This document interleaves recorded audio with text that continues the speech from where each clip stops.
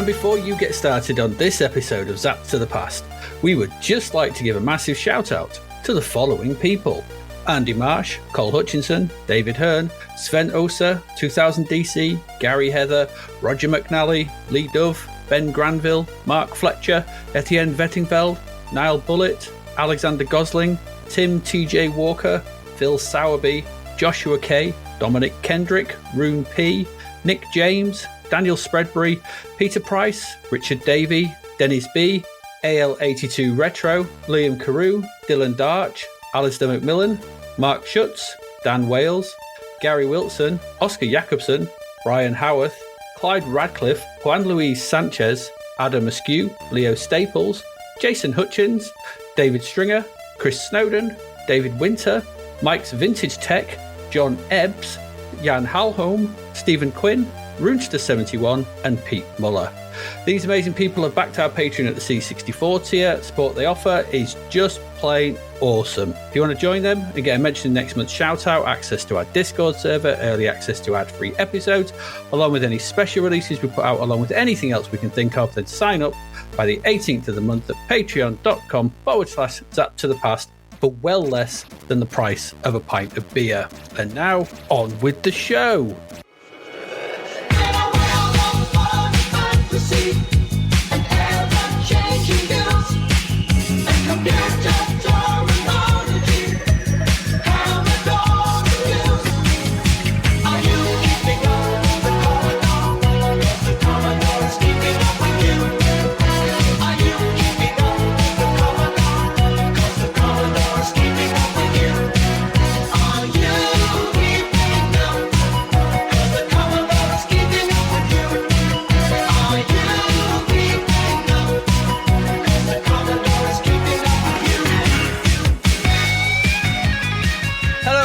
And welcome to episode 189 of Zapped to the Past.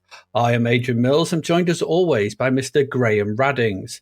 If you haven't listened before, this is a podcast where we discuss games that were released for the Commodore 64. Last time, we looked at our second batch of games from issue 76 of Zap 64, which we are in no way affiliated with, and were run out by RBI Baseball 2, bored by the maudlin multiplayer soccer manager, and mystified by Millennium Warriors. This week, we conclude our look at the games in August 1991, along with what was lighting up our cinema screens that month. Graham, has this last batch of games brought us any joy, or are we still languishing in a prison of our own torment?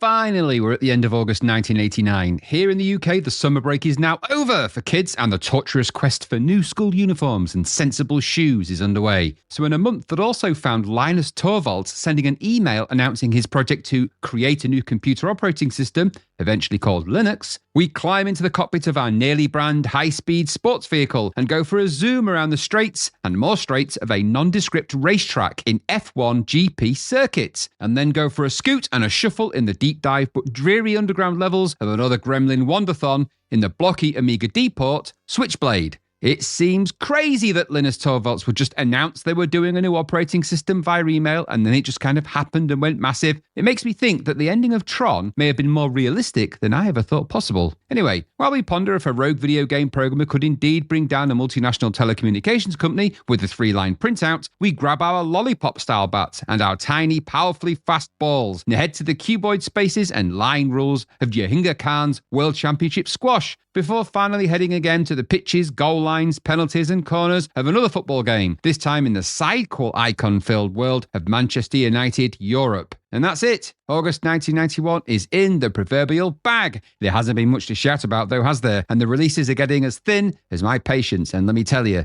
that's getting pretty thin. Languish away. I think we have a bit languishing, aren't we?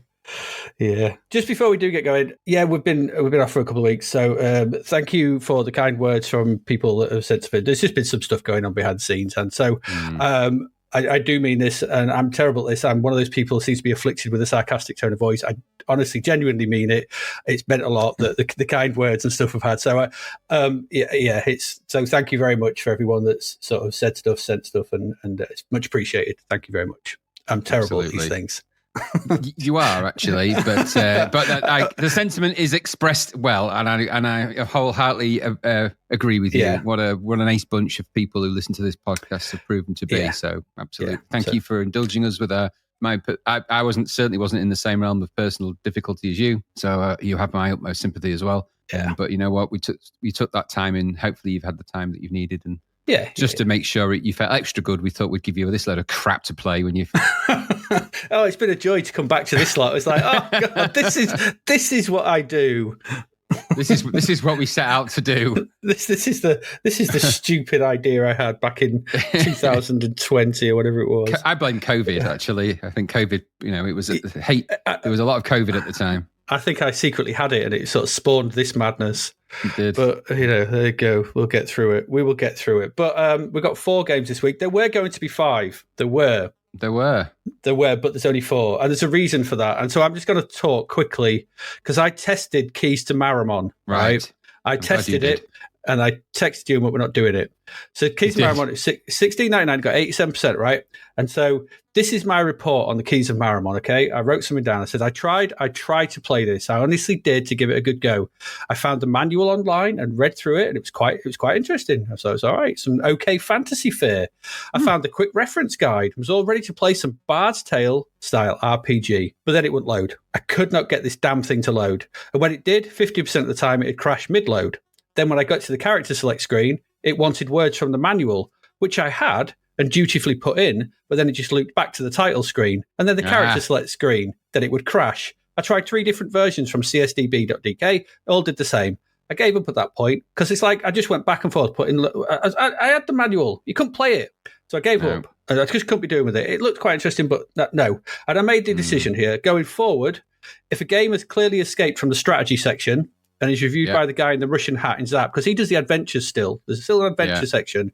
Then we won't be covering it unless we really, really want to, Right. So now let us never speak of the Keys to Marimon again. Never, ever. Okay. There you go. We're not doing it. Yeah, but you can go try it. You can see if you can get it to load. No. It was like, put these words in. Because at first I had a crack. Because it was cracked, I just put anything in. And it didn't work. And so I thought, all right. Then when I managed to get it load again, I put the actual words from the manual, from the right pages, right numbered pages, the right words, and it just kept looping back to the title select screen. Can't be doing with that. And I was like, no, life's too short, and I can't be asked. In the immortal words of Darth Vader, don't make me destroy you. Absolutely. I was force choking the people who made it in the past. I was like sending it through the past. I was like, God damn you. So if you fancy a game of Keys to Marimon, you go knock yourself out. I can't tell you if it's any good or not. Neither can Graham, and we don't intend to. On your head be it. Yep. So there you go. Don't play that game so you don't have to. Yeah, we did. We tried to play it so you didn't have to, but we couldn't play it so we didn't have to. Makes a mockery of the whole thing. There you go. That statement is worthy of NCOM and Tron. We may as well say, there goes something, here comes nothing. Shut up, you old idiot. You're going to end up in a big chair inside a computer, and then you're going to get zapped against a wall and nobody likes you. And I'm going to feed you an orange. And I'm going to shove it up a place where no one said exactly. It comes something. It should be something. Exactly. You'll think it's an RS-232 and it ain't. This is going into your interactive port in a bad way. That's a good turn. Well, if you're going to threaten someone with niche jokes about Tron, you may as well go dark, I say. Go dark or go home. You may as well go the whole MCP. Go the whole orange, yeah. Yeah, you might as well. But we do have 4 other games for you this week. 4 delights. Watch as they take the pleasures from this nonsense. Generally, it's so because obviously the way we structured the episodes is we always have the higher rated one at the beginning and then the lesser rated ones. And now we've removed the higher rated one. All we're left with is the lower rated one. Yes, the lower rung, the below the salt games are here. Yeah, so there's nothing to go, oh, it's not all bad. It's just all bad. So shall we get into these, Graham? Probably a good idea, I think. Okay, all right. Let's get into our very first game this week. And that game's over to you, Graham, to tell us all about F1 GP circuits. There's something wrong in that title, by the way. Yeah, there is.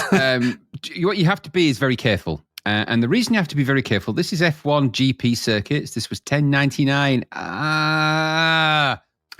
Sorry, that's actually written on the box. 1099. 54%. Now, we have to be careful because this is a non-IP infringing game. From top to bottom, start to finish, left to right, up and down. Nothing in this game is going to infringe anyone's copyright about any other kind of race that might involve fast cars.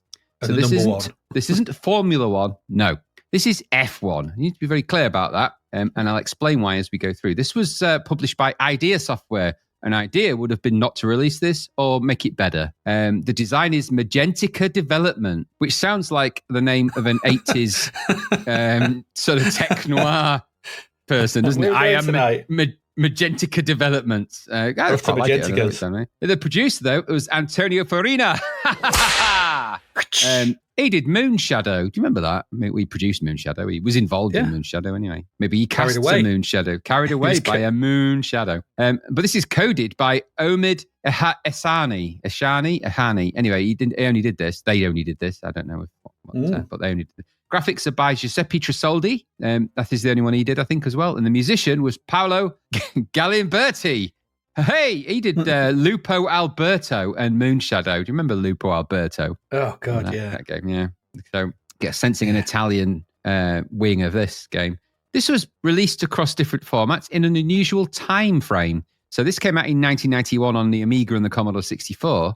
And according to Moby, it came out in 2016 for the Atari ST. I imagine there was a few people that were, finally, my pre-orders are going to arrive. only took like 20 years. So God knows what happened there. I don't. Maybe that date's wrong. I don't know. Maybe it did come out on the Atari ST in 2016. Who knows? And frankly, who cares? Homebrew port or something, maybe? Yeah, maybe by Magentica Developments. Maybe they resurfaced. We don't know. We just don't know. Knows? So I'll say this about this from the get-go. The music in this was okay. All right, okay. Not what you might call classic Formula One music, but it's not Formula One, this. Let's not breach any IP. This is F1. And F1 could have its own brand and its own kind of music. It can do what the hell it likes. So I just want to be very clear about that. Now, I'll also say I played I know, absolutely. I played the disc version of this. I can only imagine that this is some kind of load time hell. This took that long to load. I was actually getting angry. So I was forced choking this. Let me tell you. Look, I wrote in my notes here, there's quite a lot of loading, and that's an understatement. There's loads. It loads between every single thing that it possibly does. If it emits anything or anything visual, it's loading. It's going to load it, and you're going to know about it. So loads of loading involved. And when it worked, because the first version I did got all the way through all the load and then crashed just as the race started, which made me angry beyond anything I can explain. I wondered what that noise was I heard. Yeah, you would do. It's quite an angry outburst, actually. People were saying that there was an earthquake in Turkey. There wasn't. There really wasn't. It was just me. But I did find a D81 version. I don't know what that is, but it worked. So there you go, well D81s for the win. I don't know what it means. It just said it was a D81 version, some kind of special disc version, I believe. But don't quote me on that. So what's it all about? So the exciting world of Grand Prix and Formula One. Well, no, it's not. It's the exciting world of GP and F1. Racing cars, breakneck speed, straights, chicanes, challenging bends and turns. And where they do indeed sound like the dance moves of Jimmy Somerville, we are here talking about the racetrack. Da, da, da, da, da. I could find no manual or instructions for this of any kind, on any format, for anything. And you try putting in a search for F1 GP into Google, and you are not going to find a C64 game manual in that lot. It comes up with every game but this one. And I found the lemon entry, and I've sort of amalgamated what I could from the Moby. But do you need a lot of instructions for this? No, you don't. Nah. Anyway, according to Moby Games, F1 GP Circuit is a single-player Formula One arcade racing game. Very generous description. The only available mode is the actual Grand Prix season, GP season, as a sequence of 5-lap races on several circuits around the world, each preceded by a qualification lap. The player can choose the car manufacturer, pilot, driver, I think is the word you're looking for there. Pilot? And country to race for. As the game is not an official F1 license, several names are word plays of actual companies. Oh, yes, they are. And we'll come to that. Don't you worry about that. Yeah. At the core of the game is the need to quickly react to upcoming turns or approaching cars. Obviously, it's a race game. The game scrolls only vertically, but the viewport is stretched horizontally, which gives the player very little visibility. Though the game does signal upcoming turns, it is essential for the player to optimize pit stops, refueling and repairs.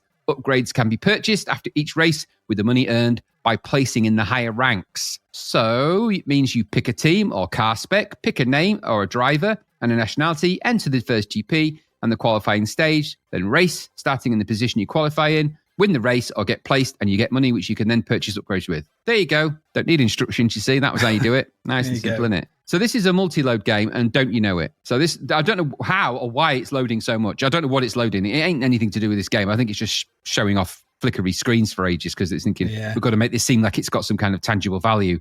Give it a bit of load time. Everyone knows that load time equals good stuff. The loading screen has a nice enough idea of an F1 race, I suppose. Mid-action, I guess, best you could call that. Oh, it's not terrible. So there's some kind of F1 race there. I don't think that the Formula One cars just have the words F1 written on them. I mean, call me old-fashioned. That looks to me like two cars of exactly the same type. But okay, it is what it is. This is, like I said, the loading screen is a nice enough image, like I say, and then you'll get to the title screen. And again, some decent enough music and colourful raster bar type things. Okay, seems to be very popular, the old raster bars, don't they, in these sort of things? Mm-hmm. Start the game and loading happens. Loading, more loading. And then pick one of the four teams. Obviously, this isn't licensed, so this is F1 nearly brand style. Instead of Ferrari, we have Ferrari. Instead of McLaren, we have McLaurin. It's William, not Williams, of course. And finally, who could forget Layhouse as opposed to Leighton House? Okay, now I had to deep dive the archives of Formula One to find out who the hell Leighton House were. Let me tell you, no idea. I've never heard of them. Why would you use Marlboro? Yeah, or something like that. Anyway, on this screen, you also see a top-down view of your F1 car and the specs for it with tyres from Pirelli. Not Pirelli, Pirelli. Got to remember this is a non-branded game of any kind. It goes on like that. It goes on like that all the way through this. It's honestly, it's all like that. After that, pick your player from the nearly names or change it to your own and pick one of the 8 countries. The countries, luckily, are the right names. So you're not going for England, Holland, France. No, they are the names. Yeah, exactly.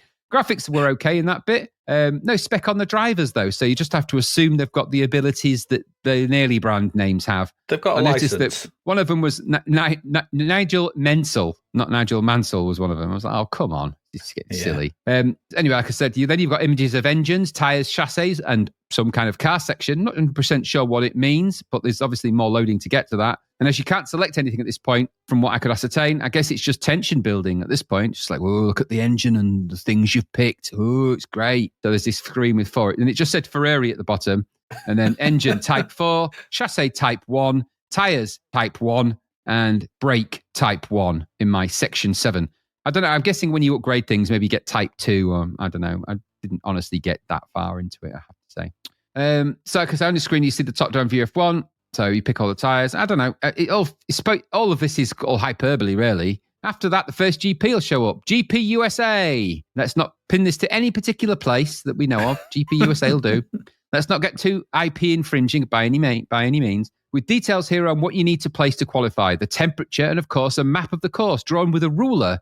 So lots of straights and then 90-degree sharp bends. Not that you'll experience them in a traditional way, but it's the stupidest track design I've ever seen. Yeah, this is a track, going on the Tron thing, this is a track built for light cycles. It really is. More loading happens, and then you'll be on the starting line for the qualifying lap. The presentation of the race here is top-down view, and you race spine to style from the bottom to top with the track scrolling down. There is a UI at the bottom quarter of the screen, which shows your car and any damage that occurs in red as you progress. Your speedometer is also there in kilometers per second. The gears, high and low, of course, the old classics. The current race time, your fuel, and your race position. The rest of the screen is the race view with the top border used for starting lights. Exciting. Mm-hmm. Controls here are push up to speed up, directions, I guess, and fire button to change gear. The track will scroll downwards, and you'll be given signs and indications of the severity of the turns, all of which are weird. Don't let the map fool you. These turns and the track don't really read exactly like the map anyway, because of the way it presents. The vehicle is in spite of its the vehicle is a sprite, and it's sort of it's in size of the road edges generally. I can't get the words out here. The vehicle is a sprite in size, and the road edges are generally demarcated, by red and white edged marker tire type things. Around the edges are some other details, buildings, stands, and that kind of thing. There are no competing cars on the qualifying track, of course, and once you get to the finish line, you'll get to the scrambleometer, which will eventually show you how everyone placed in the GP itself. Okay, so it's just, you have to wait for that, though. You can't just skip it. You've got to wait patiently while loads of names just go down. A lot of waiting in this game. Then the race begins with you on the track in your designated position. The race plays out the same way, only now there are all the competing cars on the track too that seemingly have no sense of direction whatsoever. And it's very hard to gauge what they're going to do. You need to complete a number of laps as per the race and get the best position. During the race, you can stop the pit stops where you can effect mini repairs, etc. Of course, doing so costs you time and race position, so you need to be quick and tactical. Those two elements are not present in this game, though. The race ends and you'll see a screen that shows the positions. Those that position in the first 6 get points and some cash to spend in the shop. There, of course, you can buy upgrades and such to enhance your vehicle and your chances. Do that and then start the next GP. And the game continues on. If you don't qualify, you don't get to that bit. Simple as that. Graphics in the game are okay for what they are, but they look like mini F1 cars, I guess. The controls are horrible, though, and you never really feel either in control or that there's any real speed in this. Mostly due to the top-down nature of the game that leaves the track design more or less redundant. There are bends, but in this view, they lean more to the left and right, and that's how the car controls, with kind of a leaning motion. One of the most horrifying things here, though, aside from the loading times, is the ear-splitting racing sound. All 3 of the C64 SID channels have been deployed to sonically euthanize your hearing. The engine drone is so utterly horrific in this game, not only going from tonally bereft bass to shrill ear drilling at the change of a gear, but also as relentless as the shepherd tone. I felt at times like Alex in A Clockwork Orange, only with my ears pinned open instead of my eyes. Even the Jupiter and Beyond the Infinite soundscape in 2001, A Space Odyssey has nothing on this. After a while, you start blinking different colours and seeing yourself as an embryo. It's f***ing horrible. I didn't actually mind it, personally. I just sat here. Horrible. I think I just got so used to it. I was just like, I think I was eating an orange. It's horrid. So the challenge for this is whether you can A, be asked to wait for the endless loading, and B, when you get to the race, how long you can stand the sound and the crappy game experience overall. There are some okay graphics here and there, but on the whole, this is an unpleasant and unrewarding experience that will leave you as a minimum tone deaf and as a maximum partially deaf. It's devoid of F1 entertainment and branding and lacks anything of real merit. I get the attempt, make it more of an arcade vibe. All right. But this does not work here. The selections feel arbitrary and you end up frustrated at the monotonous game view and also by that time, you'd be partially deaf anyway. I didn't like this. There are better games out there and budget versions of this as well. Indeed, other F1 games that are out for this price point all outgun this and outmatch this in every single way. This was, and I mean this in every positive way I can, an ear-splitting, dreary drive through some form of C64-based F1-themed oral torture. Not recommended. But what about you? You didn't like it then? No. Jesus. My first comment of this is, Jesus Christ, the loading. The loading. The loading. This is loading. And for what? A strange, vertically scrolling, top-down racer. And I was like, I didn't quite understand it. I want you what to make of this. It's a very average game at best, with loads of unnecessary presentation around the edges. And it's just boring things in the middle that you're supposed to play. It's like Lead Storm, but without the action. Without the storm. It's just lead. Leaden, yeah, absolutely. It's just lead. Or it also reminded me of like Nintendo sort of F-Zero in a way, but from a different angle and without any of the excitement. Just zero. Just zero, yeah. It's Lead Zero. the atomic weight nobody wants. Car sprites are okay. The scrolling's fast and smooth, though, I thought. The sound effects are grating. The music is pretty decent. But, and there's the problem with this, right? Is the constant vertical scrolling nature of this. It's really boring. It's really, really boring. In a racing game, you want to be taking corners, whether that's in, old school, so whether it's like pole position, pit stop 2, that kind of 3D effect, buggy boy, things like that. And they're like, top down, super sprint, run the gauntlet, that sort of thing. You should have corners because you need that thrill of nailing a corner, because the most boring part of racing are the straights. And here, it's nothing but straights. Yep. So what are you left with? Some straights. And then you've got to put up with the loading and waiting for something to appear. When it does, there's more loading. And then there's straights. It's all wrong. That's the world of F1, remember, in GP. So that's all about the straights. They've managed to remove the one part of racing where all the fun and thrills occur, and thus excise with scalpel-like precision all the fun. So, let's just check that out and just make it go up. That's not racing. Yeah, it is. Look, we'll put fake bends in. They're not bends. No, leans. They're leans. It's a really dull and odd and ultimately boring thing, this. I was like, who thought, at what point was anyone playing this going, we've made a fun thing? No one. Nobody was doing that. God damn. What was this all about? I was when I saw the screenshots, I was like, oh, it's going to be some kind of like, I don't know, like those top-down games we've seen with corners and turns and twists and exciting stuff. And it just kept going up. Can you imagine if you'd paid the money for the Amiga version and it just goes up? Yeah, and all the power of an Amiga and it's doing that. You're like, it's just going up. No, I wouldn't like that. I didn't like this. 54% is generous, I think. Yeah, I agree. Because there's so little game. All that loading, it's just like you said, it's just loading things in. Loading. And then to make that sound when the engine starts to, it haunts me. Well, there you go. That's F1 GP circuits, not to be confused with any kind of Formula One thing or anything like that. This is its own thing and it's just deadly dull. Yep. Yeah. Do one, as far as I'm concerned. There we go. Let's move on. We've still got another game this part.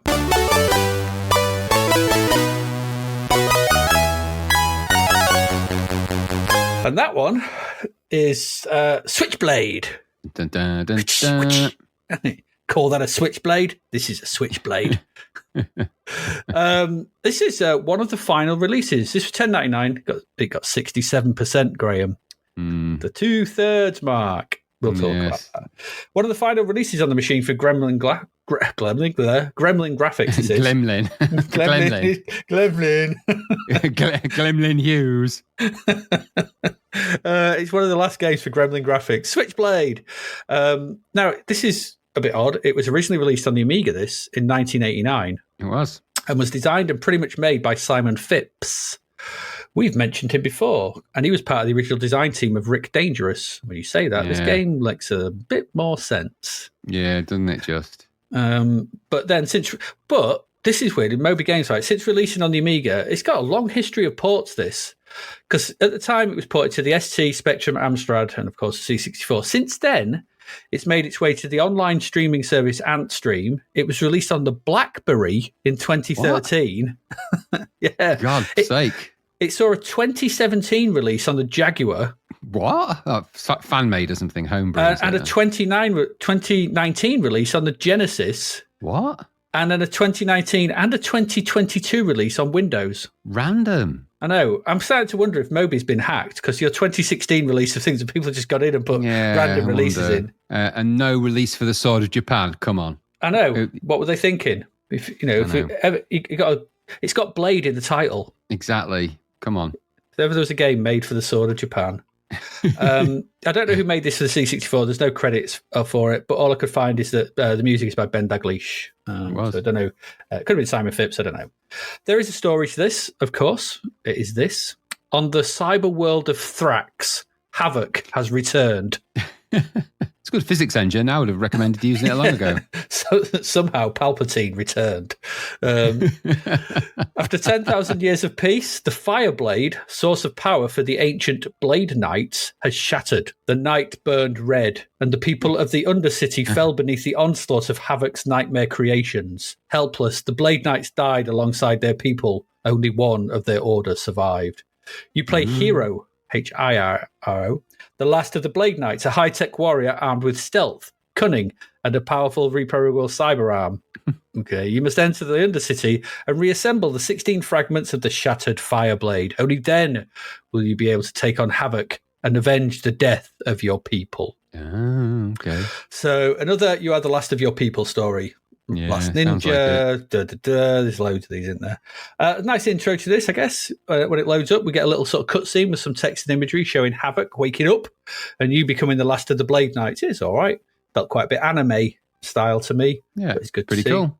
Yeah, pressing fire gets us to the title screen. The name of the game appears in a flashy way, sort of coming on bit by bit or flying in from the sides. It's quite nice. We get some decent Ben Daglish music and there's a high score table. I quite like the front end to this. Gives off a decent air of care and attention. I think we said the same kind of thing for Rick Dangerous as well. So it's a similar sort of stylish things going on. You can even move the joystick left or right to choose between in-game music or sound effects, but you can't have both. So you must make a choice. Choose. Pressing fire Pressing fire starts the game, and we find ourselves in a world of red and grey. And get used to that. Just get used to that, because that's the colour palette here. It's a weird colour palette for this game. Very strange. And essentially, you control Hero in a flick screen adventure as you progress through the 128 screens, trying to find the Fireblade and take down Havoc. Okay. Controls are mostly simple enough: left and right to walk across the screen, up to jump by the straight up or diagonal, direction you're moving with the up diagonals. Combat is very similar to Usagi Yojimbo, because you've got 3 moves which are done depending on how long you hold the fire button down, which was how that did it. Then this is actually shown on the UI. So there's 2 bits of UI to this. There's a line of UI at the top and a line of UI at the bottom. So at the top, you've got your score and lives remaining. You start with 5. At the bottom, there's a bar for your health in the bottom left. There's the words extra and bonus in the middle.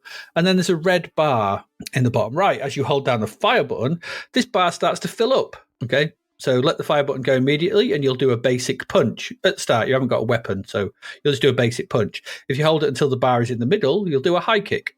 If you hold it all the way down, it fills the bar up, you'll do a ground sweep. Okay. And the longer you hold it, the more powerful, but the longer it takes you, it's that kind of risk reward. You do lots of less powerful quick hits, or hold it down for a powerful hit or a medium hit. It's that sort of thing. But you also need to do those kind of moves as well, because there's things you'll need to hit on the ground, some you'll need to hit in the air as well, so a high kick or that kind of stuff. If I'm honest, I preferred the in-world representation of Usagi Yojimbo, because you tell what move he was doing by where the sword was rather than looking at a bar at the bottom. Yeah. So it works better. You start the game on the surface of the planet, and you need to find the entrance to the Undercity. And this way, it also reminded me of Note of Yesod, which saw you start on the surface of the moon before venturing into the depths of it. The visuals for the game take up most of the screen, but they actually do this in an interesting way. We've seen this in another game recently. I can't remember what it was, but there's a kind of line of sight technique going on where you can only see the area around you. So as you might drop into the first bit, you'll only be in like a little corridor, and there'll be a ladder at the end. So as you get to the ladder and climb down, as you go under the sort of level you're on, the kind of room with the ladder in, the rest of the ladder in will sort of appear beneath you, and it'll kind of reveal itself in that way. It's quite interesting. It's quite well done. And that sort of shows you, and that works similarly if you open a door somewhere on the room, on the screen, that might show the sort of corridor off to the left or the right, or smashing some breakable blocks in the game, and they reveal passages onwards. You can't see them until you break them. So that's quite a nice touch, and it rewards exploration. Reminded me of Metroid, the old Metroid games, because you discover like hidden ways onwards in your quest to find all these 16 parts of the Fireblade, and that's the whole point of this. As you progress, you'll be set upon by various enemies, and they can be taken down with your various moves. They do respawn though, they get annoying, and they do this annoying thing of sticking to you when they hit you, and they kind of push you along ledges, and you kind of get away from them until they change direction, and it costs you loads of health, and you can't do anything. You're just like, oh! As you move far away, you're getting hit. Quite frustrating. As you progress through the game, you'll discover new weapons that you can use. And there's a bit of a tip: if you go to the left at the very start, keep going all the way to the left. You can't go any further. There's a hole you can drop down. If you smash a couple of blocks, you can get some knives right away. These are the basic blades. And these basically show up, the weapon you've got show up in between the words extra and bonus. There are words, the letters to collect for extra and bonus throughout the game as well, but it doesn't actually tell you what they do in the instructions. So collect them, I guess. They'll give you an extra and a bonus. I don't know. And there's also, when you do get a weapon, there's a little bar to show how much use it has left, because they don't last forever. Weapons you can find throughout the game include a throwing blade, a scorch ball, a dart, a spin blade, needle bolts, a tri-spike, and finally the fire blade, if you find all 16 pieces. Some of these weapons, similar to your hand-to-hand combat, are influenced by how long you hold the fire button down. Some are not, but they're all ranged weapons which you fire. There's none. You don't get like a sword to hold, which is kind of weird. That the game is called Switchblade. You never get to wield a switchblade. And the picture for this has you wielding a knife. It's very odd. The Fireblade itself, that's the only thing that'll kill Havoc at the end. So obviously you have to find all 16 parts before you can go up against him. He's a big head that floats up and down, and you have to kill him. Also dotted through the game, there's gems and flasks and orbs. These can be smashed or collected for bonus points as you progress along. There are also collectibles like ammo if you've got a weapon, so that'll give you more ammo for that. There are damage power-ups, so they stop you getting damaged much. There are speed ups, there's health to regain your health, there's shield, which stop you getting damaged for a while, and obviously there's the Fireblade fragments. There's also some bosses to fight at various points. These are a giant Spikelouse, a giant Cybat, a giant Scorpoid, a giant Robe-organism, and finally Havoc itself. They're just giant versions of the normal enemies, sort of floating around on screen or running back and forth. And destroying Havoc will win you the game when you get a short message saying, well done, you've saved your people or something. And it ends, and that's it. As you progress, the colours do change slightly from red and grey to blue and grey, and even brown and grey. So it's a thoroughly entertaining world of colour, this. But the design of the levels remains pretty much the same. You find yourself wandering through very similar rooms for the duration of your time with this game, climbing over crates, dropping down ladders, climbing up. It looks very dull. It's a very, very dull looking game. So visually, it's not great. The lack of colour really stands out here. And I went and had a look at the Amiga version, and that's the problem. It's a direct consequence of the Amiga parent. Because that's similarly drab and grey throughout as well. Yeah. It's just, there are other colours on that palette. The Amiga had loads. I kind of get what they're aiming for, but make it better. It just feels really dull and boring when you compare it to things like Node or Ark of Yesod, which are good 5 years old at this point, and look nicer. Other games as well, even that weird one where you were a leg, arm for a leg and a leg for an arm, whatever. The graphics in that were way better than this. So you should be doing better than this, I think. It's just not very nice to look at. The music, it's okay. It's nothing to write home about. It's just Ben Daglish does Ben Daglish, basically. And the sound effects, if you play with the sound effects, they're on the weak side. You're not going to... The music gets a bit annoying. Sound effects are a bit dull. The gameplay is pretty monotonous as well, because you wander about similar-looking rooms. As I said, it's very easy to get lost, because everything looks the bloody same. You can't remember where you've been half the time because it all looks the same, and you can't remember which ones you've dropped down or where you haven't, or which blocks despite there only being 128 screens. Lots of grey ledges with crates and the same enemies over and over and over again. Like I said, I like the way the scene is revealed as you head down ladders and smash blocks and go through doors, but that doesn't disguise the fact that the scenery you're revealing is just more dull and uninteresting greys and browns and blocks and boringness. The design here is firmly rooted in the 1989 Amiga original, as are the controls, which feel stilted and stiff. The jump is odd. When you try to do the jump, it's kind of a bit of a sort of kind of just, it is. There's no inertia to it. It just feels like up and down. It's just a bit weird. It doesn't feel right. And the combat, like I said, which borrows a lot from Usagi Yojimbo's, it just doesn't feel as good. It's not as intuitive, and it's not as enjoyable to engage with. The faults lie with the original here because it was all present there. I'm not sure why 2 years later this was a good game to port. I'm certainly no idea why this keeps getting ported. And what it was doing on the BlackBerry, that's just dead weird. Just strange. With a name like Switchblade, this needs to be faster. Switchblade implies a bit of speed, and you should have a knife as your main weapon. It's simple. The clue's in the name. You should have a knife as your main weapon at all times, or else what's the point of calling it Switchblade when you never wield a switchblade? True. I don't get it. I suppose Foot Kick wasn't as good a title. No, not really. So, I don't know. It got 67%, the 2/3 score of Doom, which I think is maybe a tad too high, actually, because it's a dull old game. It sits in the doldrums of the 50s for me. It's not technically bad. It all works, and it's just there as a game, and it's not going to keep you going because it's simply not engaging enough to sustain interest. And there's not enough variety in the levels to make you want to get to the next one where they've just replaced red with brown or blue and then with brown. It's like it's the same stuff, just a different colour. So, no, I was expecting a bit more from this. I was expecting a bit more of a sort of faster paced, sort of action-y type game by this point, and it's just not there, I'm afraid. So, no, it's not a Switchblade at all. What did you think? No, I agree. It leaned so heavily onto its compadres. It had a weird vibe of a Nintendo game when it started, I thought, with the way the sort of the intro sequence sort of was on there, and it had little images and stuff. And in and of itself wasn't bad. But why those graphics of that quality, and such as they were, didn't consistently be applied, I don't know. Because when you get to the game, it's just this blocky thing. Yeah.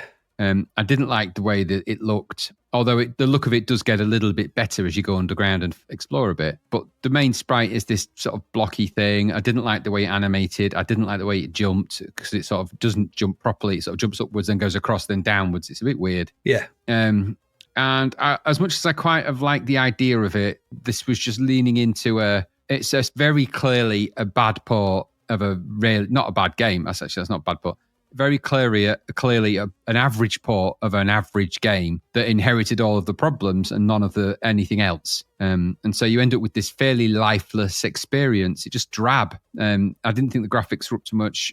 Mostly the sprites were terrible, blurred into the background, really bad animations, hateful music. I thought I didn't like it at all. Fair enough. I just thought this needed the style police to come and go, right, let's up the ante a bit here. If this had a look of Rick Dangerous, it might have been a bit more interesting, but it didn't.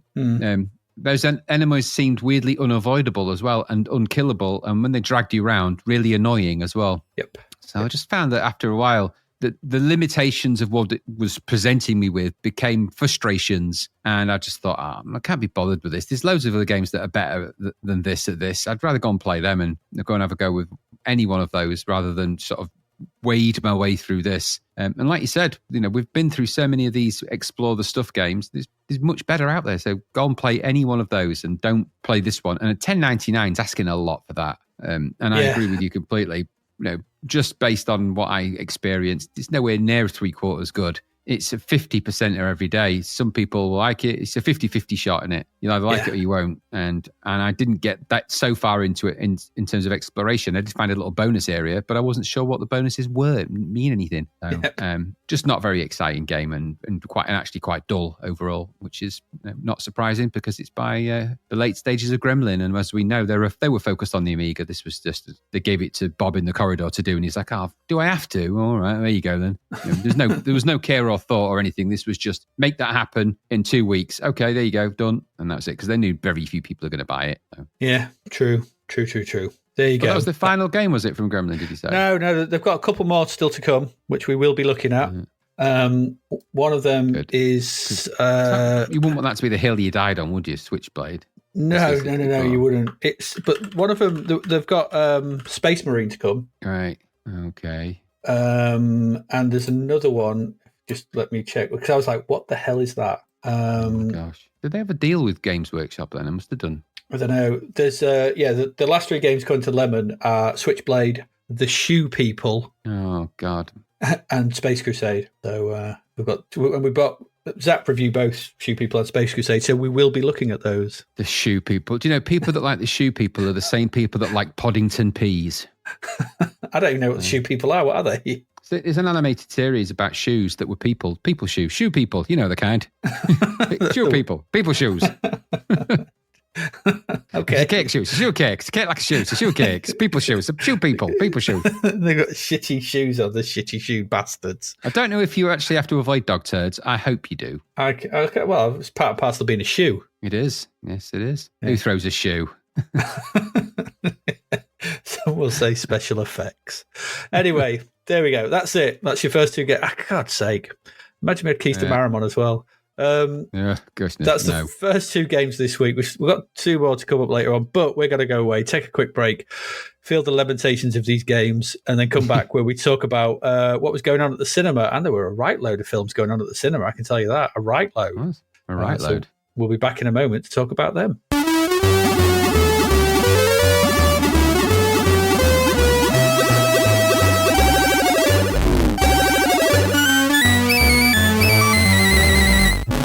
And we are back.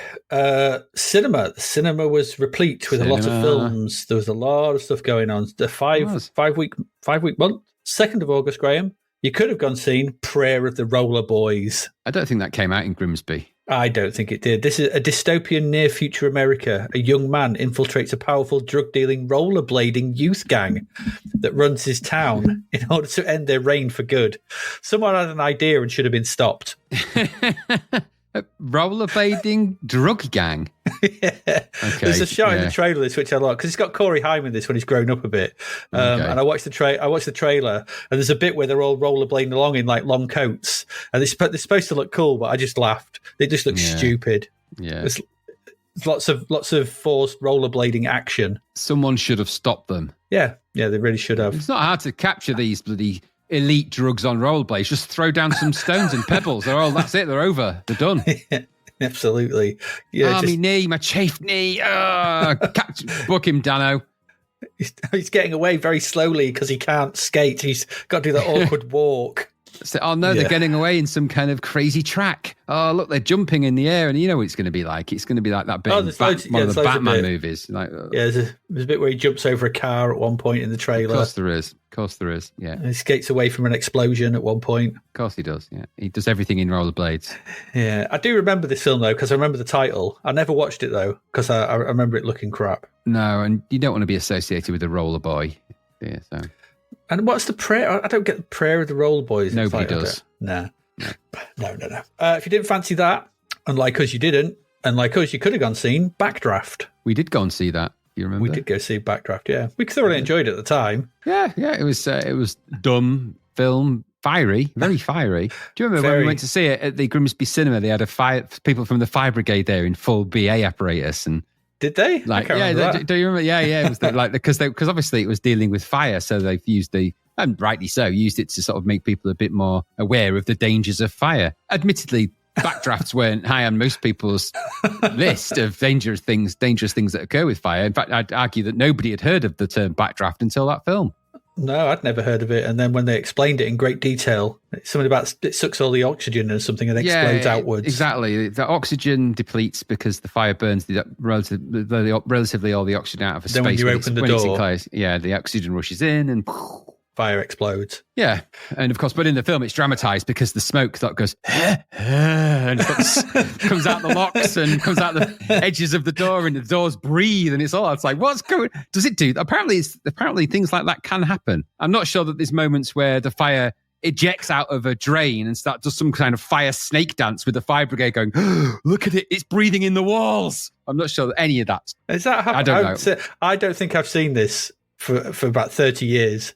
I think I might have watched it on video when it came out after seeing it at the cinema. But there's a combination of things that happen in this film that are really stupid, right? And like I said, the film's dumb. Now, I'll tell you the good things I'll say about this film were, one, it did raise people's awareness of fire safety. That's never a bad thing, ever. That's always good. Mm-hmm. Fires are bad. And it had a really good soundtrack. The soundtrack, can't argue. And the opening sequence of the film is genuinely brilliant. He's watching. He's all excited. The little kid watching his dad go into the fire. It's played by Russell. What's his name?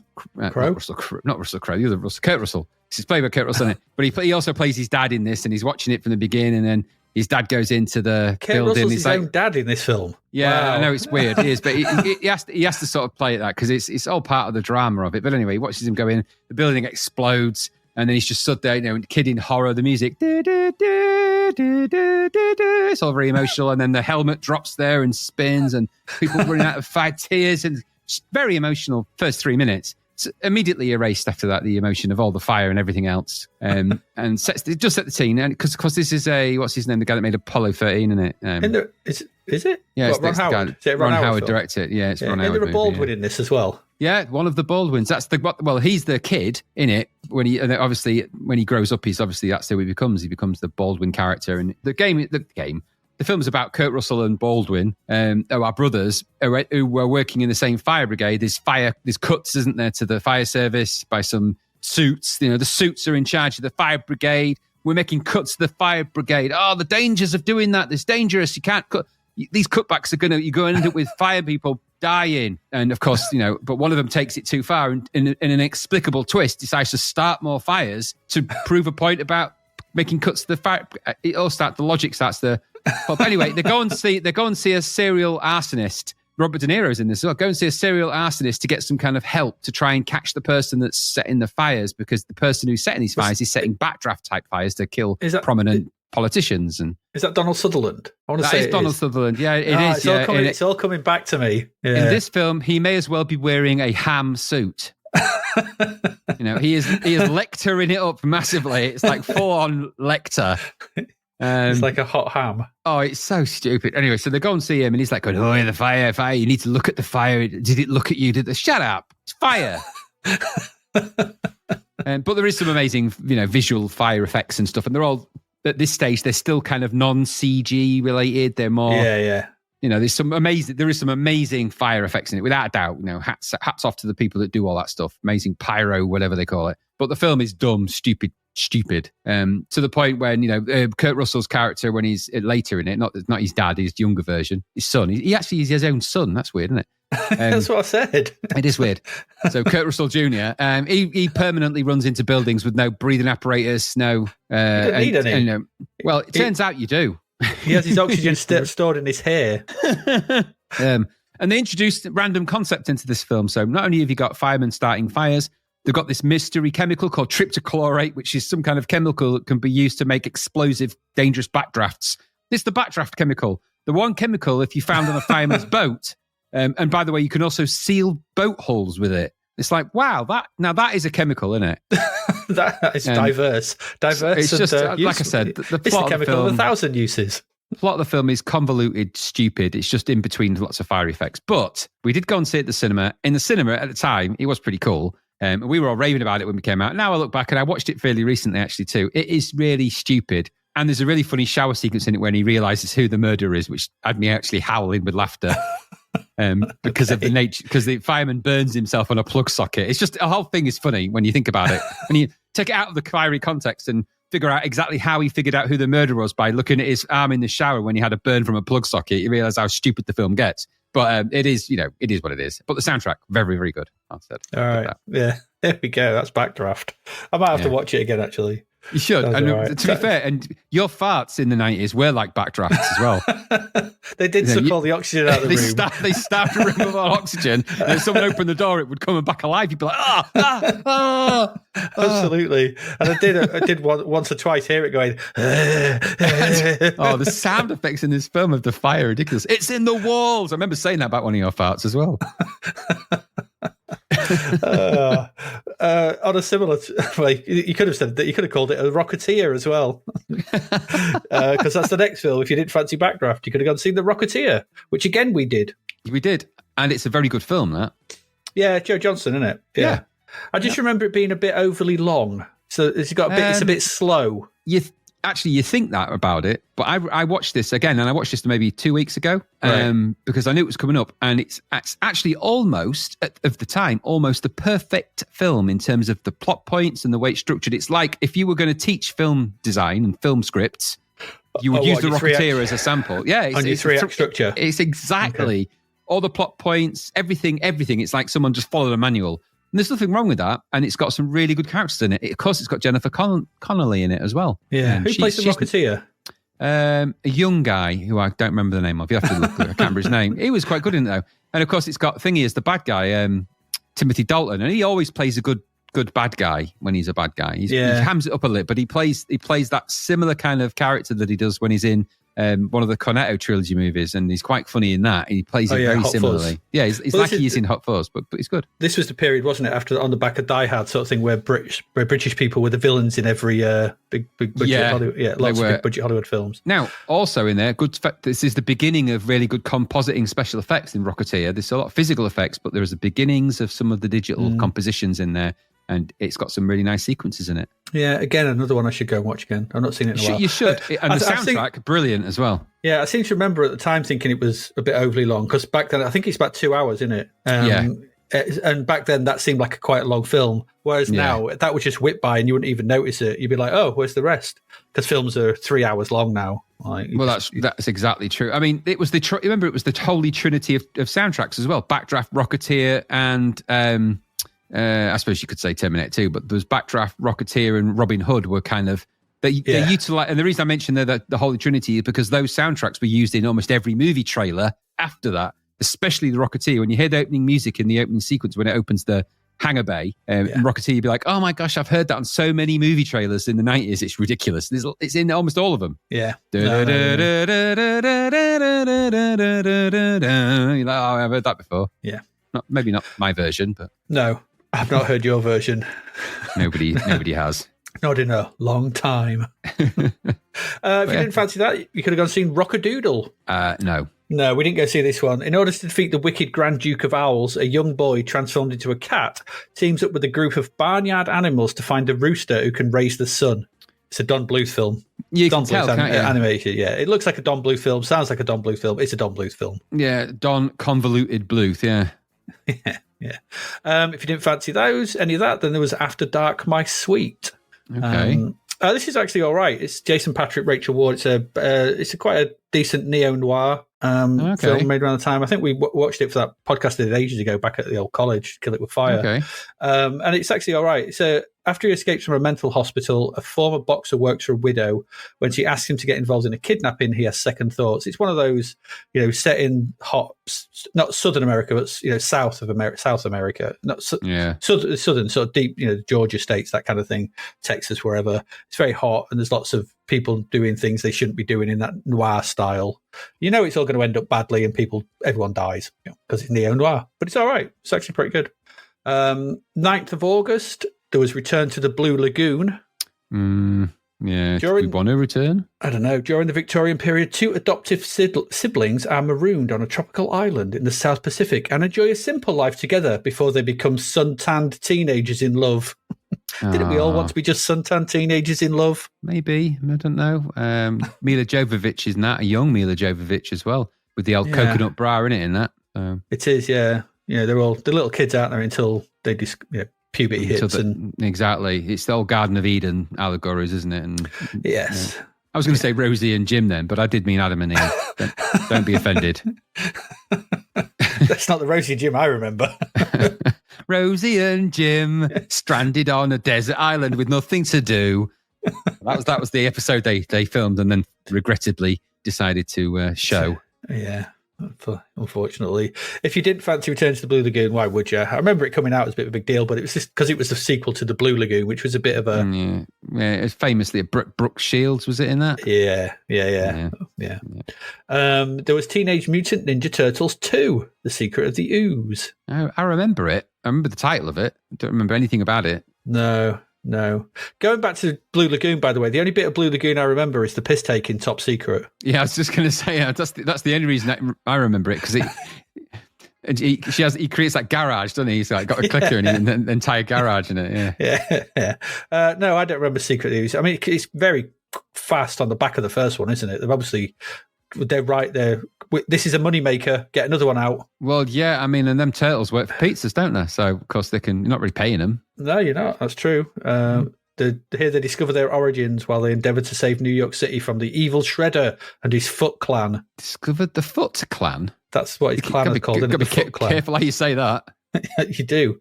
Clan of Foots. Not Clanad. Clan of Foots. The Clanad's Foot. By Clanad's Foot. I've never seen that film. No. If you didn't fancy that, there was Young Soul Rebels. Yeah. I don't remember. There's 2 disc jockeys have a friend's murder to solve in the fringe group melting pot of 1977 London. Ooh, no. And then there was Elvira Madigan. This is a 1967 film. I can only presume it's got some kind of arty re-release. Yeah. Danish tightroper dancer Elvira Madigan meets Lieutenant Sixten Spar, a Swedish officer who is married and has 2 children. They both decide to run away. With each other? From what?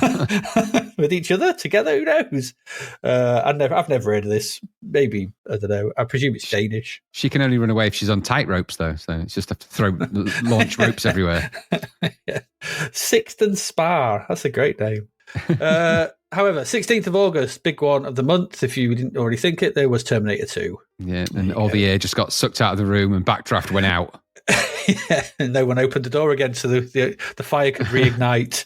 The Terminator 2 is here. Dun, dun, dun, dun. Yeah. Dun, dun, dun, dun, dun. This film was massive, wasn't it? Just massive.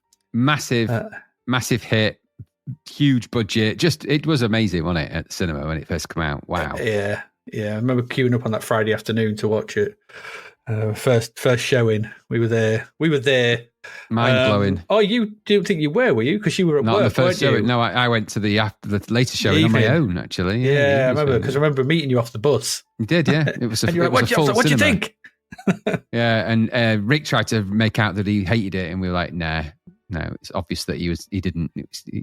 It's obvious. It was a great film and a great cinema experience as well, I have to say. Yeah, very good. What's this you put about financial information?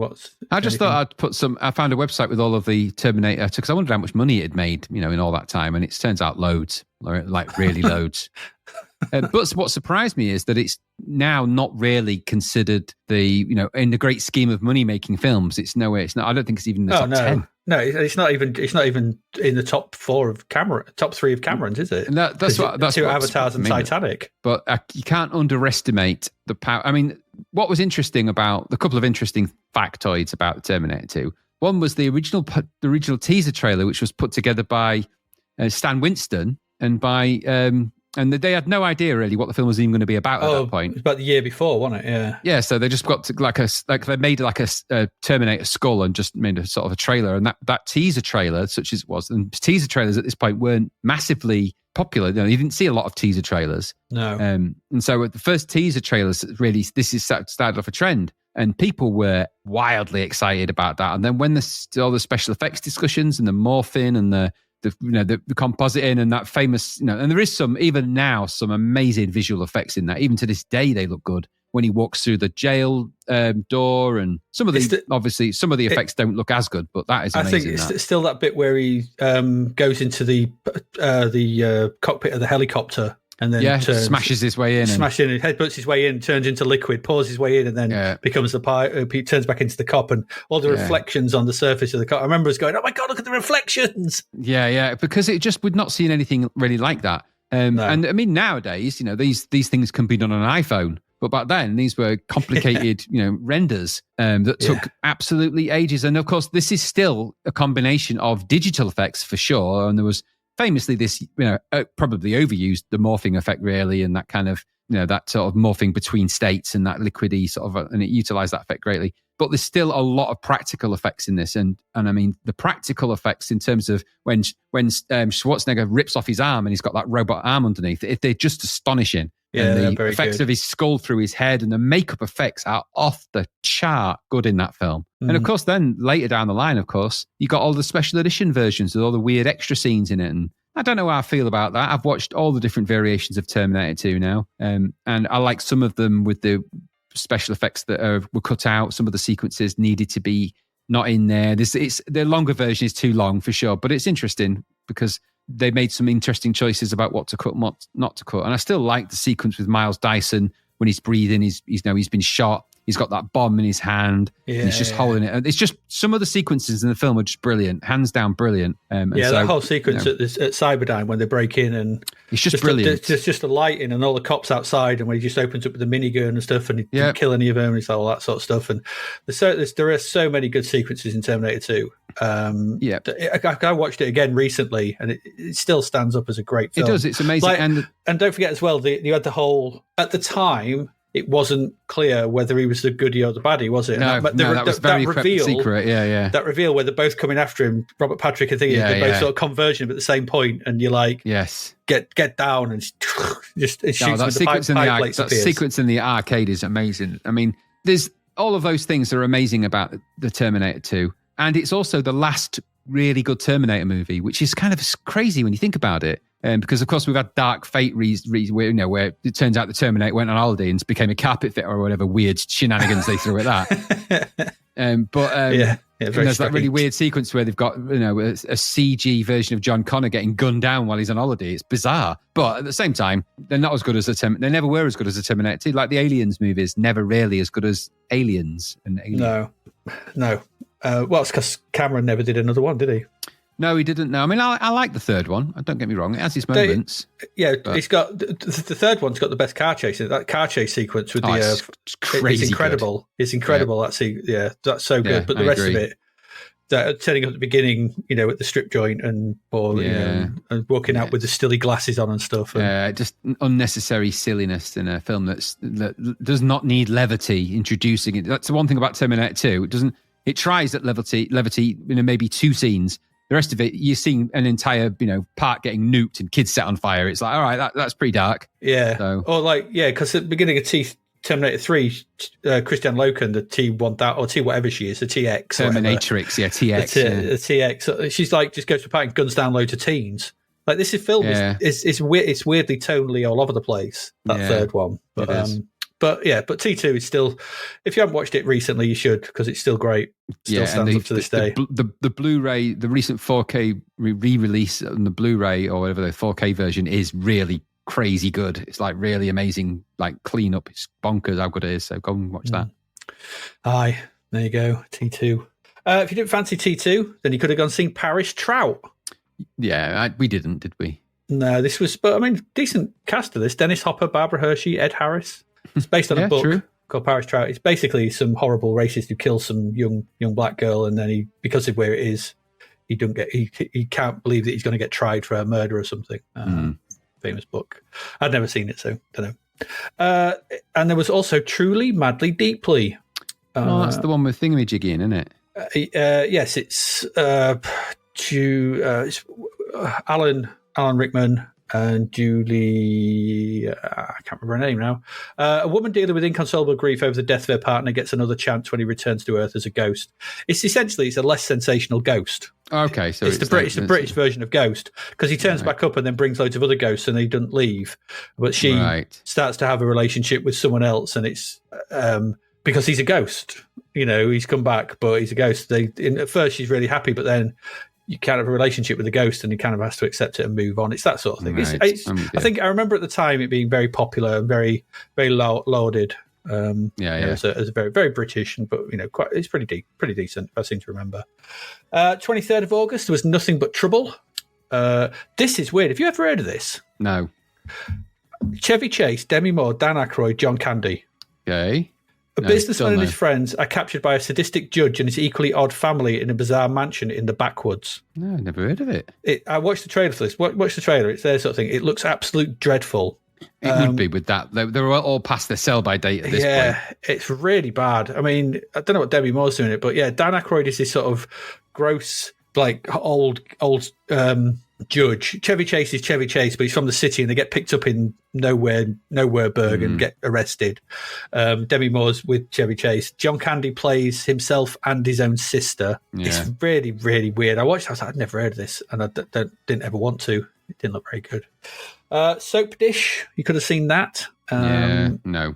I remember it, Robert Downey Jr. before he became Iron Man, Sally Field. I said it don't ring a bell, but that's kind of vague. I've not seen it, I know that.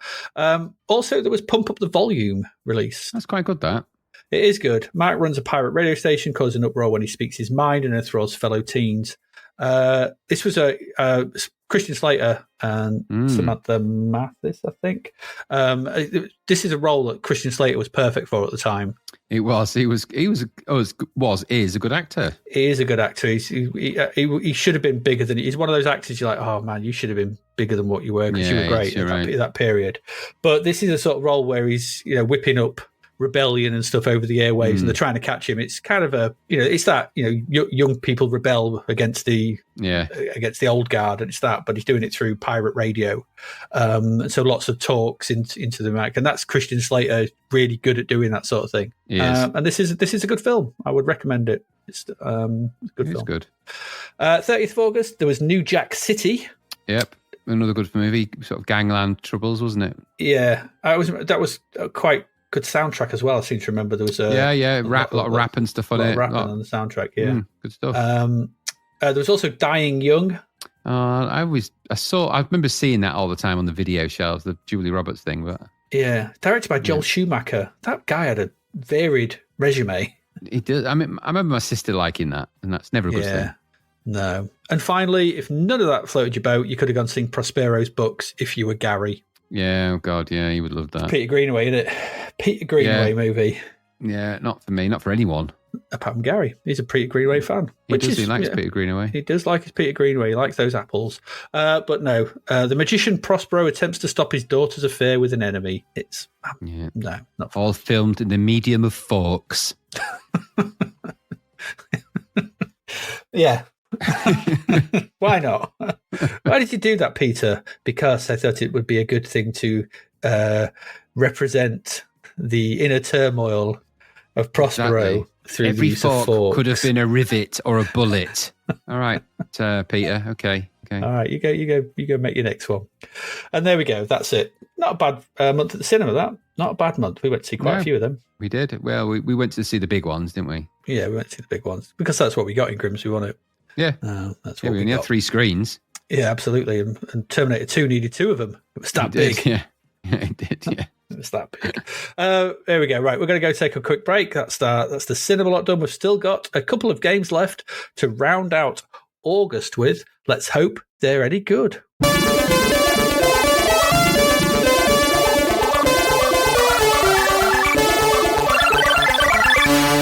And we are back. We're back with the last two games. Graham, it's over to you to get straight in to Jahangir Khan's World Championship Squash. Is that how you say his name, is it? I thought it was Jahangir, but it's Jahangir. Jahangir. Good old Jahangir. So Jahangir Khan's World Championship Squash, £11.23. It's a bit random, isn't it? There's some VAT squabble there or something, I reckon. 75% this got in Zap at the time. Published by Chrysalis. This was coded by Andy Ware. He did Shadow Warriors and Escape from the Planet of the Robot Monsters. Weird, but you can sort of tell when you think about it. And the musician was Matt Furness. He's done loads of stuff, Matt Furness. Loads and loads of stuff. Manchester United Europe, Passing Shots, Stun Runner, Shadow Warriors, The Shoe People, Skull and Crossbones. You remember that? Space Area 2, The Spy Who Loved Me, Tubin, Castle Master, The Crypt, Chase HQ, Cyberball, all of them. Clacks. Yeah, he's been around, hasn't he? Clacks. Give you the clacks. This was released on multiple formats. This was on the Commodore 64, then it was released on DOS. We wouldn't be looking at if it wasn't. DOS, Atari ST, ZX Spectrum, Amstrad CPC, Acorn 32-bit, and the Amiga. It's interesting, isn't it? So who is this Jahangir Khan person? Well, he was a former professional Pakistani squash player. He won the World Open title 6 times and the British Open title 10 times between 1982 and 1991. He is widely regarded as the greatest squash player of all time and the greatest sportsman in Pakistan history. From 1981 to 1986, Khan was unbeaten and won 555 consecutive matches during that time, the longest winning streak by any athlete in top-level professional sport, as recorded by the Guinness World Records. That's incredible. Yeah. That's amazing. It is. At a certain point, people were thinking, someone's got to beat this 555 consecutive streak. I mean, that's like crazy. Who beat him? No, it doesn't say, because I don't think they dare. That man was put out to, and they were never seen again. He was beaten by Jahangir Khan. He was only beaten by himself. He has to play like a diabolical duplicate, like in the end of Yeah Kung Fu. He just played a blue version of himself. He retired as a player in 1993 and served as president of the World Squash Federation from 2002 to 2008. Later, in 2008, he became Emeritus President of the World Squash Federation. Likes his squash. The man knows how to play squash. Let's not question his credentials because he is the boss man. So what does it all mean? Okay, well, this is a squash game. Okay, fair enough. And what does that mean? Well, we need to know a little bit about squash. I'll talk about how you play the game in a moment, but I did actually get a little bit of a description of what squash is. So squash as a game. Sometimes called squash rackets. Did you know that? Nobody calls it that. Nobody calls it that. Squash. No one calls it that. Is a racket sport played by 2 singles or 4-player doubles in a 4-walled court with a small hollow rubber ball. Players alternate striking the ball with their rackets, directing it onto the playable surfaces of the 4 walls of the court. The object of the game is to hit the ball in such a way that the opponent is not able to play a valid return. That's squash. That's how it works. So a squash game. We don't get many of those, do we? Really? You don't think about it. We don't, do we? We do not, no. Interesting game, squash, isn't it? Crazy pace, long bats, tiny balls. I always felt it had a Tron vibe to it, or rather Tron borrowed from it in the way that it has like a cuboid environment to play in. Interesting game, squash. I can't say I've ever followed it, though I have played it, and also sometimes the somewhat similar racquetball. Yeah, we used to play that, didn't we? Yeah, good fun. Requires some serious energy and a lot of leaping about. And if you me, dangerous. But it's fun. It's fun.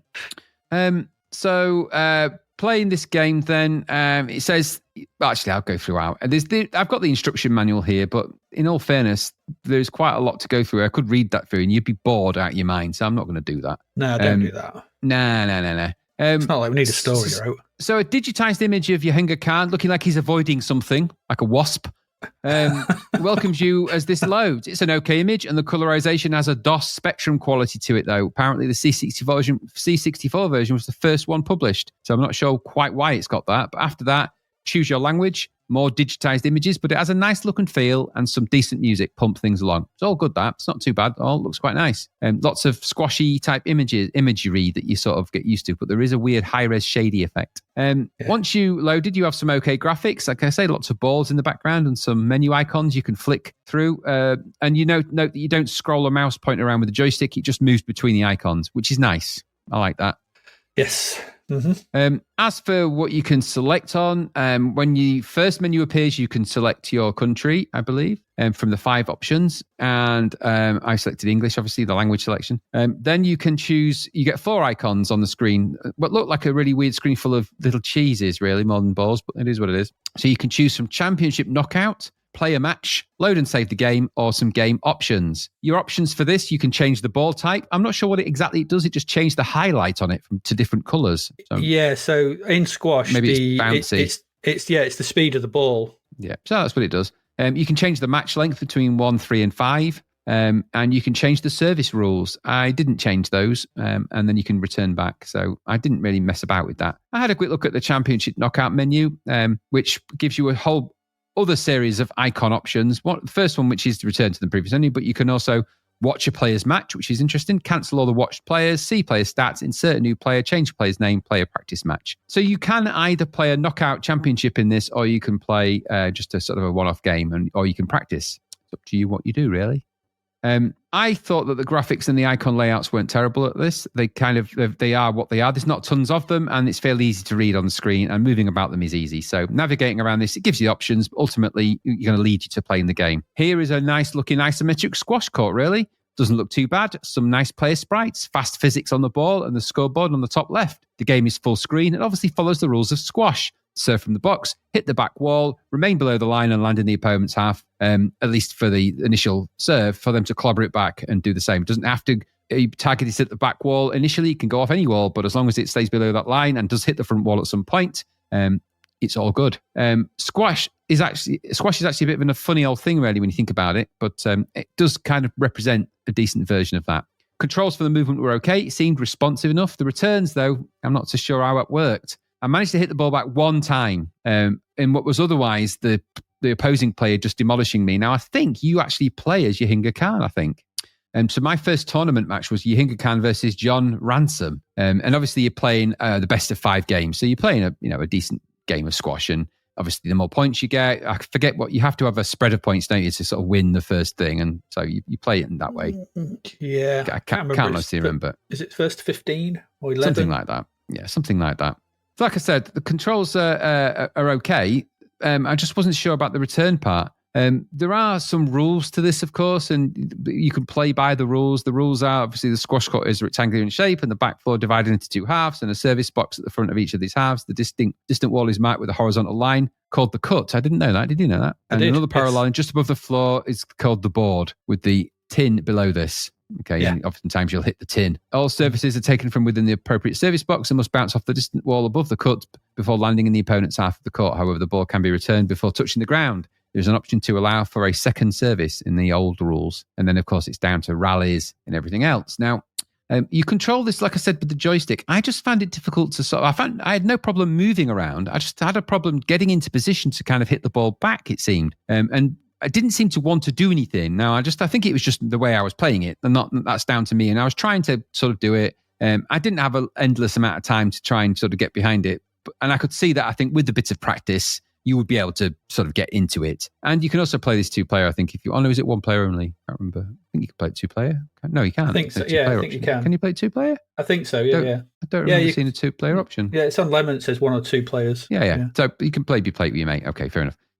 But I found it just a little bit more frustrating. So graphically, I thought everything was okay. It's a good angle, actually, for that court. Not too hard to figure out. You can see everything you need to see from there. And other squash games that we haven't tried don't operate from that angle. They go from the back facing the sort of wall and you see the sides, whereas this is at the isometric. And I thought that's quite a brave choice. And it gives you a bit of a better view of the angle of the ball, albeit I think it takes a bit more time to be able to figure that out, where it's going to go. It's a little bit harder to read, but I think if you persevered, you might get something out of that. Mm-hmm. It does move fast, and you've got to consider that. And the isometric does kind of work. And the sprites are actually pretty good on the colours. They all work perfectly well. There's quite a lot of nice things about this. I'll give it that. It's a bit atmosphereless, but it is okay. It is, although I found, like I said, next to impossible, at least I found, to hit the ball back without a bit more practice. I thought that was a little bit annoying. I thought the in was a bit heavy for this. It could have just been a bit simpler to just get into and just hit the ball back, and it would have been more forgiving, I think. But at least under the options you could choose, I imagine that you could maybe make a variation of this that's perhaps a bit easier. Maybe I'd switched it to a more difficult mode or something without really realising it. There's good scope here for some fun squash action, and you can play through the championship knockouts as well, which would have some fun, I imagine. I can imagine that Jahangir Khan is very challenging to beat. I imagine if that's where you get to, I don't know. I imagine since he's never been beaten in 555 goes, don't fancy your chances. But naturally, is the best player in the world. There's going to be some decent game in amongst this, and someone with that reputation, I don't think they've done any injustice here. This isn't terrible at all. I think by keeping the presentation relatively simple, you focus on the actual game itself. That's the important bit. I noticed in one of the blurbs on Lemon that someone had mentioned there's some unreturnable shots buried in here, which once you learn them, you can sort of just defeat everybody in it, which is always a bit of a... It's the way of the exploding fist problem, isn't it? When you find one thing that can defeat it's not a game-breaking bug, but if you find one way that's undefeatable, there was a goal in one of the football games when it could never be saved. You could, if you ran it at a certain angle and kicked it, you could always... So it's got one of them in here, which is an unreturnable thing that you can do if you figure it out. But you know what? These kind of games, you have to ask certain questions, right? Does this adhere to the rules of the game it's based on? Yes. Does this allow you to play various games of squash, 1 or 2 player? Yes. Is the viewpoint hindering the gameplay? No. Are the controls aligned to giving you the best chance to win? Maybe, but I think the players on this are not infallible. So you can actually play them and not just get continuously beaten. I know I did, but I think had I practiced more, I'd have got better at it. And they do apparently have different abilities and ways that they play. And that is something that somebody noted again in Lemon, to say, actually, the more you get into this, you realise that they're not just the same robot player, that's just slightly faster or with a bit more accuracy. I think there's an interesting game in here, and it was better than I expected. Is it perfect? No. Maybe it's had simple for the price tag. But, this is an underrepresented game area for the C64, and well, by default, the best one I've ever played. But that's probably because we didn't look at Jonah Barrington's squash, even though it was in issue 3 of Zapped back in July 1985. And we won't get to World Championship squash because that's in 1993 and post-Zapped, so we'll never see that one. So this is the only one we're ever going to play unless we revisit the Jonah Barrington one. And I have to say, I didn't think it was terrible. I think there's some interesting ideas. I quite like the graphic styling because it kept it simple. Yes, I think there's a bit of a steep learning curve, maybe. But I don't know. It's the exact feedback, not terrible and some interesting ideas, was the exact feedback I got from my craft design technology GCSE project, which I thought was nice. So it all went full circle, really. But what did you think? So and that was the 555th attempt at the exam as well. So many parallels to be seen there. Yeah. I thought this was good. I thought it was pretty good, this. There's quite a lot to like here. And Chrysalis, because we saw them obviously do that Man United game last year, because we'll talk about what we do in a moment. They've certainly ironed out their menu screens as well. And we'll see that with the next game as well. Everything is presented really nicely. Good options, 2 modes of play, which lends some decent depth to the game. There's plenty of options. But crucially, when you get into the game, I found there's a really good C64 version of squash here. And I found that, because I used to play quite a lot of squash when I was younger. I used to play it for the school and stuff. Wow. So I really used to enjoy a lot of squash. And so positioning and choice of shot is just important as the rallies progress. And that's in here. You get used to reading where the ball's going. You can do those little drop shots. You can do those hard, loops to the back and stuff. I found it pretty good.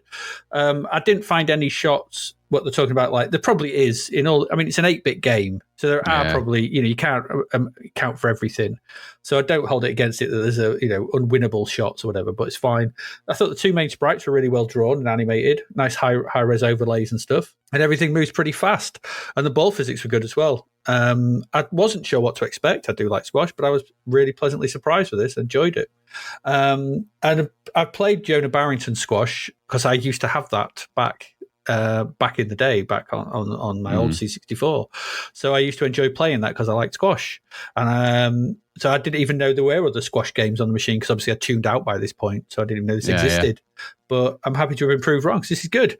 I think we do have we did say at some point, and we have gone through some of them, we will go back and do the games we forgot back in time stuff. So we will probably look at Jonah Barrington's. And it'll be interesting to sort of how that still stands up, or if it does or not. Because like I said, I do remember that being all right. But this is a good game. This is all right. I enjoyed this. It was quite nice. But it is. I think you are right. But it may. I maybe didn't have quite. I think Matt, you might have switched difficulty or something. I don't know. Because you get two choices at the beginning, don't you? Club or international or something. Club or country. Yeah, that's right. When it's loading, which one did you pick? I think I clicked. I don't know. Let me have a look at my screen grab that I took. I'll tell you. Because I don't think it says. I think I picked club, which I think is probably easier. Yeah, I definitely was playing because when I was playing a tournament match. So another name. So I think I picked country by the look of it. So if you pick country, I've got a feeling that might be the harder mode. So probably why it went a bit wild then. Quite possibly. I'm not sure. I played club and didn't find it. I didn't dislike it because of that. I think I could have persevered more with it, but it was it. Just when you're saying with the difficulty level at the ramp up, it could be that club is the easier mode. I don't know. I don't know. Yeah, it could be. Could easily be. But a good game nonetheless. A good game, but a weird price. £11.23. Yeah, just a bit. 1, 1, 2, 3. There we go. Our penultimate game for August. Let's move on to the last one. And that last one is, once again, another sports game. We are in Europe this time. We are Man United Europe. Manchester United Europe. Ooh. Sounds like an address. Another chance to don the managerial and player outfits for Manchester United as we have yet another football game. And this one comes in the shape of the sequel to last year's Manchester United, which you reviewed, Graham, way back in, I think, episode 151 or something. You found yourself iconically challenged. And the actual match play was found to be wanting by the pair of us. Yes, it was. To put it bluntly. So, a year later, have they learnt from their mistakes? And do we finally have another decent football game on our hands? Right. Publisher, once again, like Jahangir was Chrysalis. The coder for the C64 version. And like Jahangir, this came out on the Acorn 32-bit, Amiga, Amstrad, Atari ST, DOS, and Spectrum. The C64 version was coded by John Scott, who's weirdly known as Hitchhiker. Why? I don't know. Just that's what it says in the game, and that's what it's down weird. in the instructions. Weird. Yeah. It's got visuals by Neil Adamson and Mark Potente, and the music, once again, is by Matt Furness, who you listed a lot of games that he's done. Loads. It's another icon-driven affair to start with. But one that controls considerably better than its predecessor. So when the game loads, we pick our language, same as Jahangir can, really, from English, French, Italian, German, and Spanish. Series of flags. We do this by moving a ball to each one. Handily, the ball will just flick between the flags at simple push of the joystick. Good stuff. We like the icon, and that icon control method continues through all the screens ahead, which is a welcome relief from the floating grey arrow in the first game. So, language chosen, we pick what European Cup we want to take part in, denoted by 3 icons. Remember, this is 1991, so these are the European Cup, the Cup Winners' Cup, and the UEFA Cup.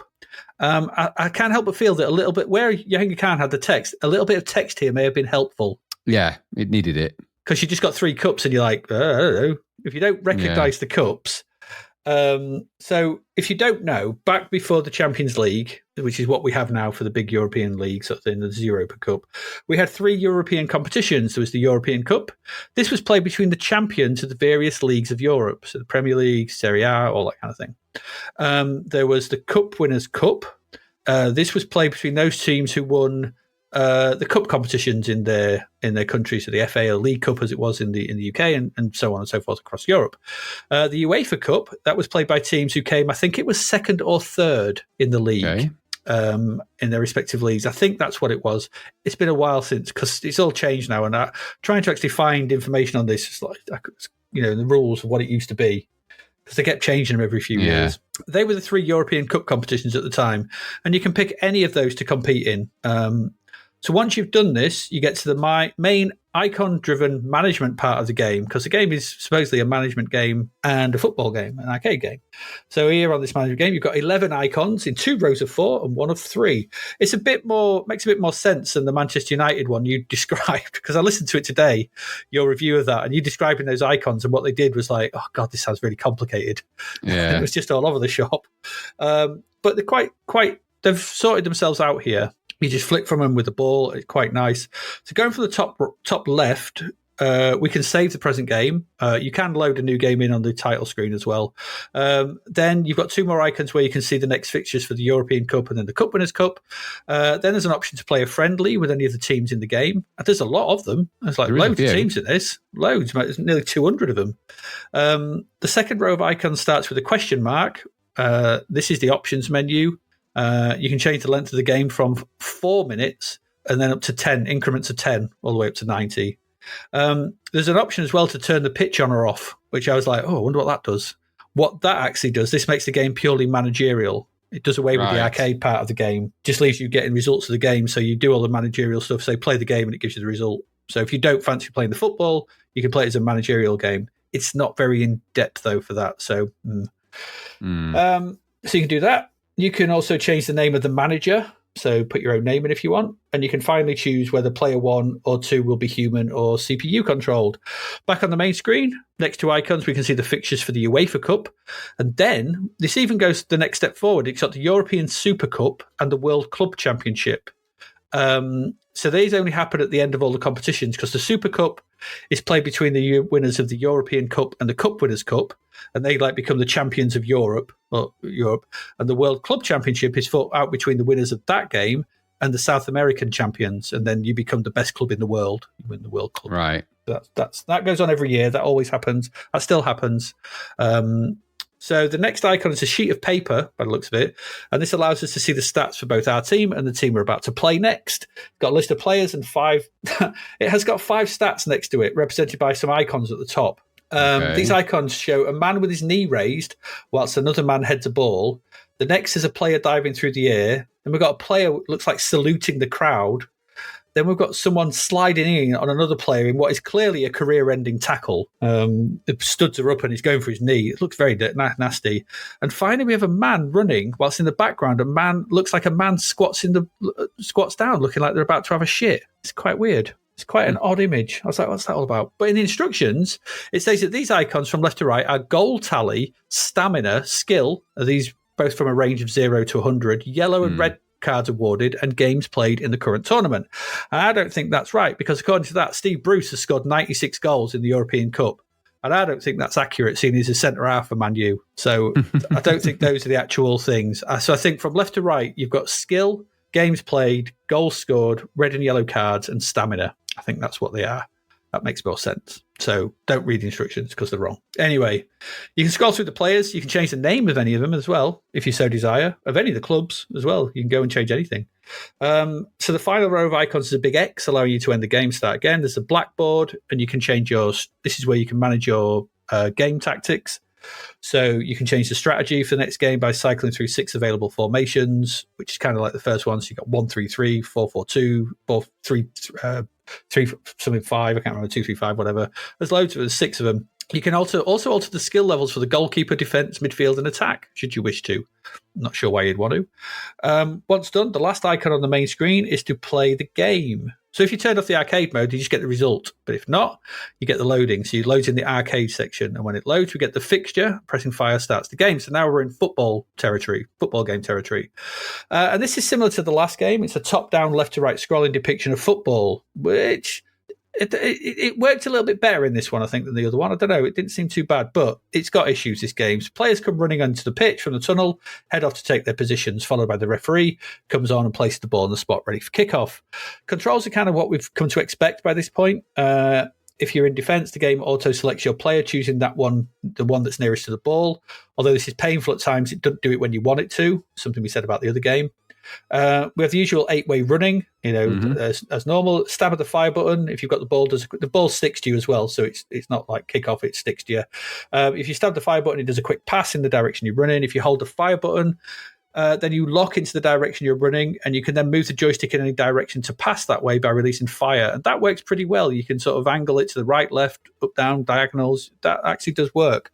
You can also put aftertouch onto the ball, and that is when you release the fire button and the ball moves, you can move the joystick in a direction just after you release it, and to curl it as you see fit. That works too. It's all right.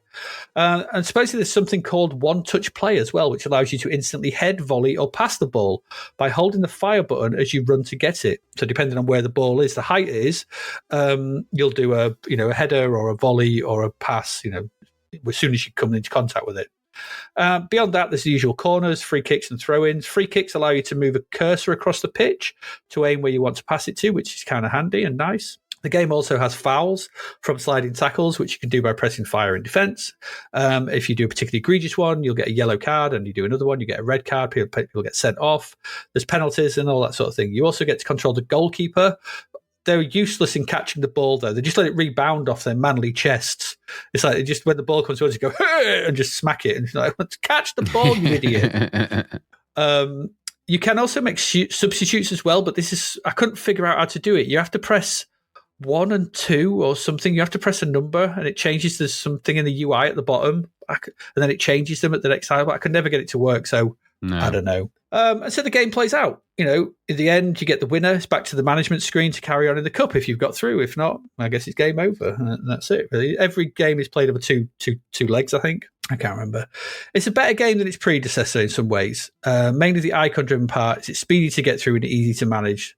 The football, though, is probably also better. I seem not to enjoy. I didn't particularly enjoy the last one, but I think they have sort of tidied it up a little bit. But it's still not great. The AI is rubbish. It is rubbish. No matter what, it doesn't matter. You don't have to worry about picking a formation because it won't matter because they just run around like headless chickens. They're just all over the place. You can't scan for anything. And the other problem as well is we've seen these games. There's no scanner, so there's no representation of the pitch. So you've no idea where anyone is. You can't plan moves. You just end up hoofing the ball upfield in the hope one of your players is there. And there's no adherence to the formation. So you might have. At one point I had 5 of my people just stood by the penalty area. Just for no reason. I was like, who are you lot? I'm not even playing that many people up front. I'm playing 4-4-2. It's just ridiculous. They're just all over the shop. Goalkeepers charge about, really do anything for you. The opposition's goalkeepers are amazing. No, it's not so much. And it feels like a kid's Sunday afternoon kickabout because people are just legging it after the ball all the time and slide it in. And, it just doesn't feel like proper football. There's no skill, no strategy here. And the game as well is oddly lifeless. There's no noise. There's no crowd noise in the game itself. Just no kind of what you expected. It's just quiet. Just every now and again you hear boom, boom, boom as the ball gets kicked or hit or whatever. It's just dull and uninteresting. No razzmatazz when goals are scored. And the UI at the bottom has the timer, the sub and player you control, their name and a score. Doesn't even have the team names next to it. So you don't know who's winning. Seems a bit of an oversight. It's not the worst football game we've played. If you like mindless hoofing of stuff, it might be for you, but it just feels listless to play. And comes nowhere near to replacing those games at the top of the pile. I guess if you're a Man U fan, you may have enjoyed taking them through a couple of cups, but I can't see anyone choosing this for 2-player stuff when Micropro Soccer is on the market still. 77%, not for me. It's not enough here. The management side of things is too thin, and the game isn't particularly enjoyable as a good football game. It's not deep enough, and it's not action enough, and it's just a bit empty when you're actually playing the football. Somewhere in the 50s for me, this. It's not terrible. We've played a lot worse football games, but it's just a bit empty and lifeless, despite them. They've souped up the front end, but that football game, which is supposed to be the blood of, the lifeblood of this, is still just a bit meandering and just not particularly enjoyable. What did you think? Same problem. Same shit, different game. This was a better one, I have to say. Better than I thought it was going to be. Ultimately, you can only judge these games by how quickly you can get in and how quickly you can get on. I thought the icons this time, they were a bit more explanatory and that had a bit more production about it. Okay, that was fine. And the bouncing ball between them, that was all right. I didn't mind that. Obviously, then there's quite a lot to the management game, but I think this game was hampered by its inability to decide what it wants to be. You can't be effective at both these things in the way they've done it. This isn't good enough to be a manager game, and it's not good enough to be a sort of more practical player game. So it's just not that good at both things. And I think it's a pity because had they focused on one of the two things, it probably would have been quite good. The actual football game you play is more featured than some of the other ones of this type that we've seen. There was more players on it. They moved around a bit better. There was more football in it, as in more of the football setups. So when they came on the pitch, when there was corners and free kicks, and there was a little bit more to it than that. And it felt a bit more of a playable variation. I'm still not comfortable with the left to right version of top down. I still prefer up and down. I don't know why, but I guess I just do. So this just felt a little bit bitty, and it wasn't consistent experience. At times I thought this could be quite good, and then I found myself just running in complete silence, and I got tackled, and then it was a free kick, and I just wasn't sure that some of the presentation is great, and then some of it is just not quite there. And that's the story of this game. It's almost good, but it's on the things it's not very good at. They're a little bit like the things that you really need to be good at for this. So is this going to compete with other football games at this price point? No. Did it deserve 77%? Not really. Nah. It's not the worst one we've seen. There's obviously a big license behind this, and they've obviously tried to do a bit better, and there are elements to it. The crowd sound was weird, though, when it happened. When you score, you get that guy. We're not sure what they were doing. Maybe doing a backdraft of some kind or launching a rocket. I don't know. Maybe. So, like I said, parts of it felt like it was nearly there, and then you'd play it and it would just something really silly would happen, or the controls wouldn't quite work in the way you thought, or you'd kick the ball and it just didn't seem to do the thing that it seemed to be leaning towards. And as for the manager part, well, what was the point? Yeah. So I just think it was just, again, missing the trick for these kind of football games. It's about football. Make that the thing that's really good about it, because that's what it's about. No, there's a niche market for manager games, but you can't combine these things like this. People come at these two game genres for different reasons. People who want to play the manager games aren't really that interested if they're statos. They're interested in the stats and managing that and make that good. People that are into the practical, hands-on, get on the pitch and kick the ball around, the sensible soccer gang, they're into that. Make that the really good bit. This doesn't do either of those things and is left wanting, really. So that was my prevailing impression of it. I don't generally have a lot of time for football games. This was better than I thought, but that's not saying much, really, for me. But it's a heavy price point, wasn't it? So obviously, Man United demanding a lot of money for their license. Yeah, it was. What was it? $11.99. Yeah, 12 quid. A lot of money for this. Yeah, it's a thingy of jack of all trades, master of none, isn't it? Exactly. And at this time, would you buy that? Or would you buy a can of Coke, 2 Mars bars, and a Fangoria? You're probably going to buy that, weren't you, from the petrol station? Yeah, probably. Got a nice walk out of it as well. Yeah, exactly. Yeah, okay. And there you go. That's the quote on the back of the box. You can play this, or you can get a can of Coke, 2 bags of crisps, and a Fangoria. It's your choice. Make your choice. Yeah, the other thing is as well is I think I said this in the previous one. I was never going to get this, and even if I'd have been still playing the C64 at this time, I'm not going to play a game that says Manchester United on it. It's it's not your team, is it? You're alienating an audience. You are. It's a niche thing. I remember on the PlayStation, it might have been PlayStation or PlayStation 2. Codemasters released a load of games for each club. So they had a football game. It's the same football game, but it was tailored to each club. So there was a Chelsea one, a Liverpool one, a Man U one. But none of them particularly sold very well because the others all hated them. So it was like, oh, God's sake. It's a bad idea. Has there ever been like a Liverpool football club game like this? Yeah. That's what I mean. I don't show. On the C64 or there's that Kenny Dalglish management one, wasn't there? Yeah.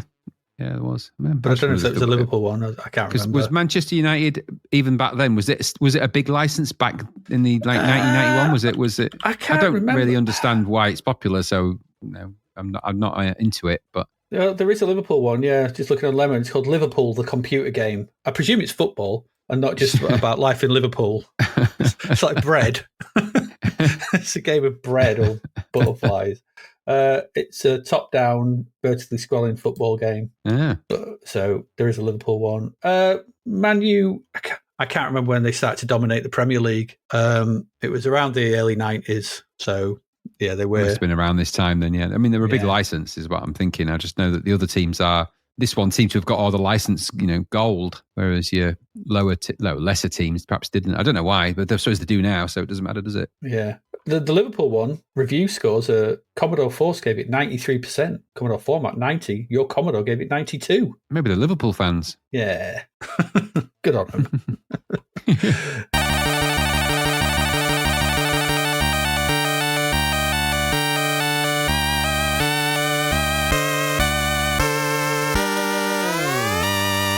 That's it. That's our games. We're done. We're done with August. We had a break. We didn't play Keys to Barrowman, but we did play F1 GP circuits. Yeah. We went up forever. We went up forever, and your ears will hate you. You'll learn. They will. You'll just switch themselves off. Yeah. And then, ironically, we played Switchblade, which didn't include a Switchblade, and we went down. We did. Yeah. Then we played Jahangir Khan's World Squash Championship, whatever it's called, which was pretty good. We're probably the pick of the bunch here. And then we went into Europe as Man United and just weren't very good at either of the things on offer. So that's it. That is August done, Graham. We had done. Wowzer.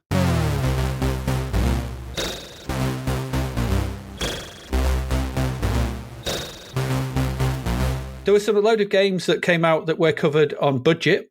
See what you think of these, Graham. There was Bubble Bobble for $3.99. I see. That's good. Classic C64 conversion. A great conversion, That's good. The Games Summer Edition for $4.99. It's not the best games game, that. No. Ghostbusters 2 for $3.99. No, rubbish. Yeah, rubbish.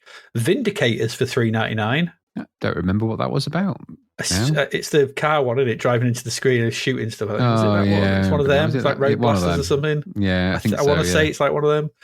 Buffalo Bills Rodeo Games for $2.99. That's not bad. I think seems to remember us thinking they were okay. Look, is that the one that had the blood curtain in it? As I recall, quite possibly, yeah.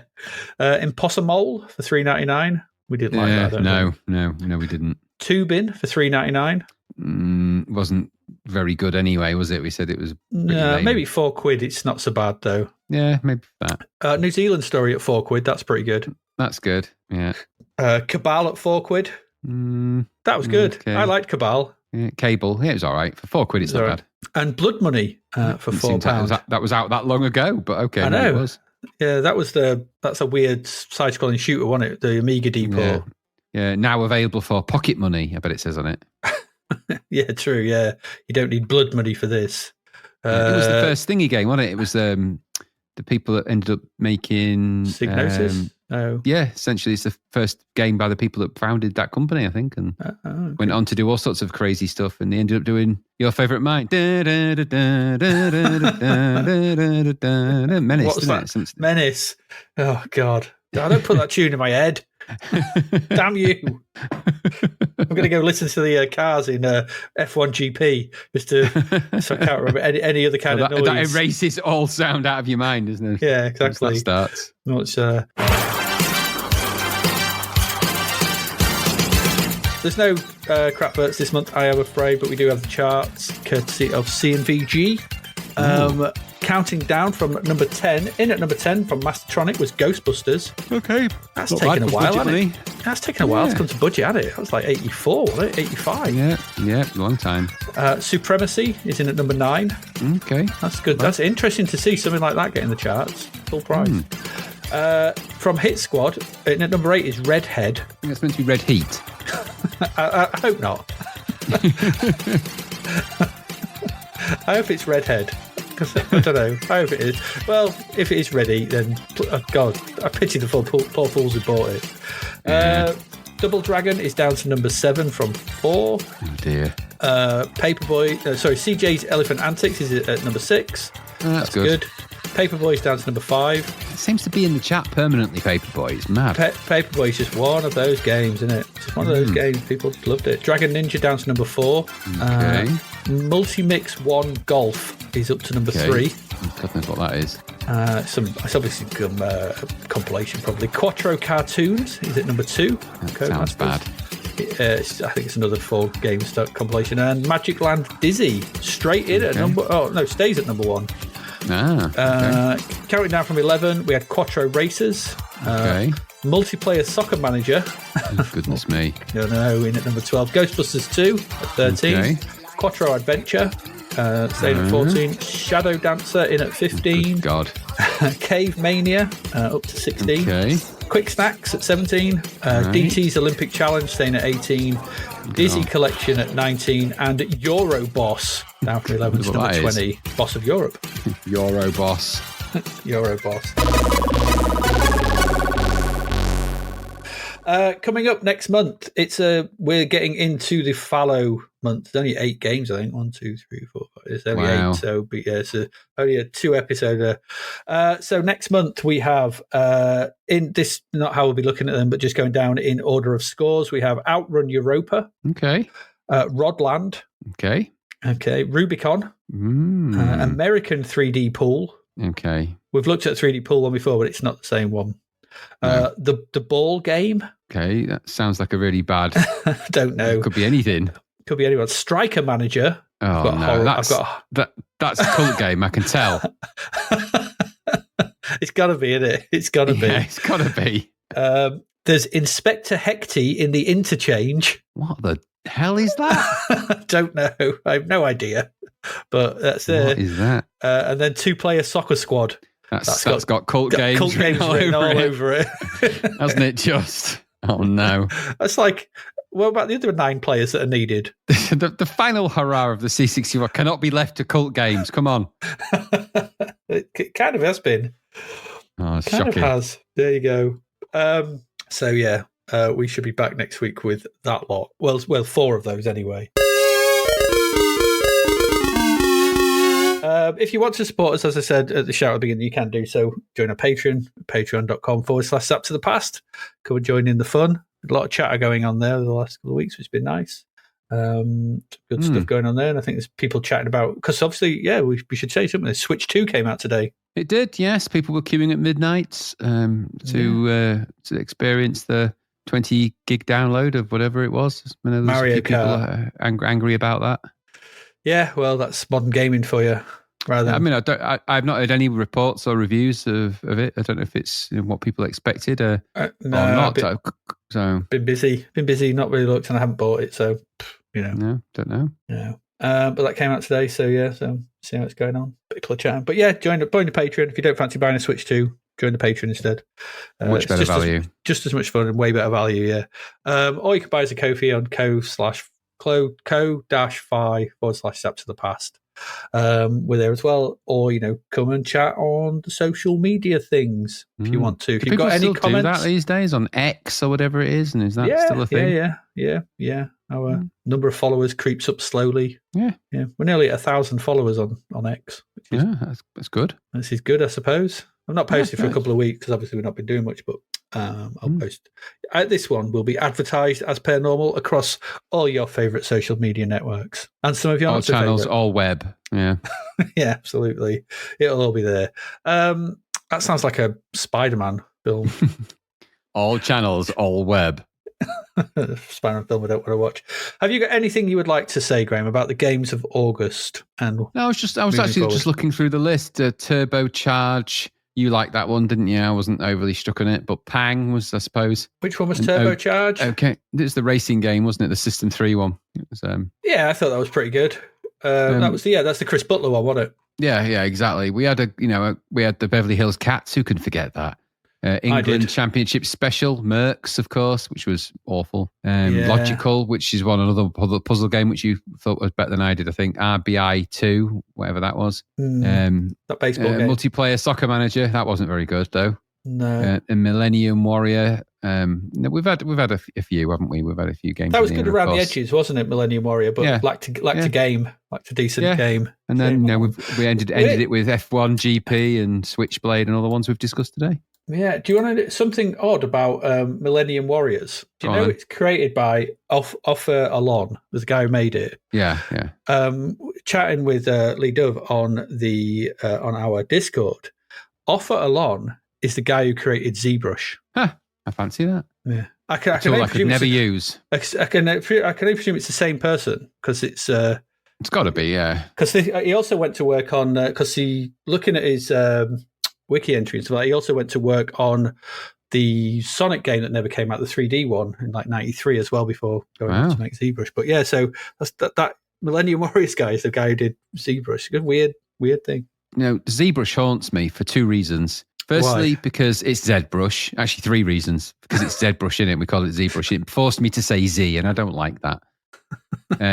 Secondly, it was one of the most requested pieces of software when I was teaching that people wanted but didn't have a clue how to use. So they were like, we really want ZBrush. It's like, look, you don't know how to use it. So if I do get the team here to invest in this, you better bloody well use it for good stuff. And all they ever did was just produce what looked like fancy shaded turds and potatoes. And a couple of people had a bit of talent with it. I'll be fair. But as far as I'm aware, none of the assets that were ever created with it ever made it into any student games, ever. With the exception, I think, of the game that they made with, was it Diddy Dinos? Where I think some of the dinosaurs in that were made in ZBrush, which meant they were kind of over-engineered, should we say. Yes.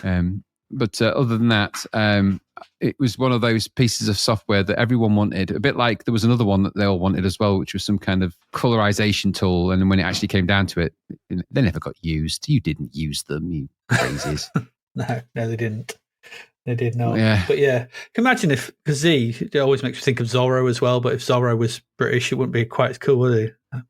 No, I like ZBrush. What's wrong with that? Call it ZBrush or Sculpty tool. That sounds like Z cars, which it sounds... Exactly. So it's a Z, not a Z. So, but yeah. But there we go. Another month done. We move ever closer to the end of the road. A little over years. I don't know how many we've got left. That's August. How many we've got left? 15 issues left. Well, equivalent to 15. It's actually 14 because one of them is a double issue because obviously in 2 months' time, Zap goes bust. It does. And so there's no November 91 issue. Mad. Yeah. So mad that even happened. We've got September, October to do. Then there'll be no November one. Then so all the games are in December. Wild. Yeah. Mad off thing. Another year after that. Exactly. So we've got a few more to go. But we are actually rapidly heading towards, believe it or not, episode 200, which is exciting because it doesn't seem that long ago that we were talking about episode 100. And I think we will be doing some special stuff for episode 200 because that is pretty monumental. 200 episodes of your favorite C64 podcast. But of course, we'll be planning some stuff. So we'll be putting some notes out to our patrons and also putting out some requests for the old general public because it's a celebration. 200 of anything is particularly good, isn't it? And so 200 episodes of this, and that's obviously we know that the count is a bit off because of one thing or another, but that's 200 actual. It's up to the past episodes. Yeah. So covering the magazine. So and that's pretty special. So we will be. I'm just putting advance notice out that because obviously the next one's 190, and we're on the countdown then to episode 200, which is kind of mad. Yeah, we are. I don't know. I think I'm not sure when we'll hit it. I don't know if we'll hit it just before, but just after we get into 1992. I think. Yeah, I think it is just after that. I think it's just after. So I think it might actually be the first episode of it, issue of it. I can't remember off the top of my head. But yeah, because obviously I think before then we'll have the 1991 Bread Bin Awards. We will indeed. Yeah. Won't take long. It's going to be a hard-fought competition, that one. Some of them games, absolutely. Yeah, we'll have to think back on them as well. Someone did a count, didn't they? We've done something like about 1,500, 1,600 games now as well. Yeah, absolutely. Yeah, we've Deadlock, I think, wasn't it? Deadlock did as a count. Yeah, over 1,500 games, which is mad, actually, when I think about it. Yeah, it is. But there you go. Anyway, enough of yakking. We've got places to be and things to do. And I'm sure you have too. So we're going to call it a day there. We hope you've enjoyed this. As ever, I have been Adrian Mills. And I have been Graham Raddings. And you have been listening to Zapped to the Past. We'll see you again next week. Goodbye.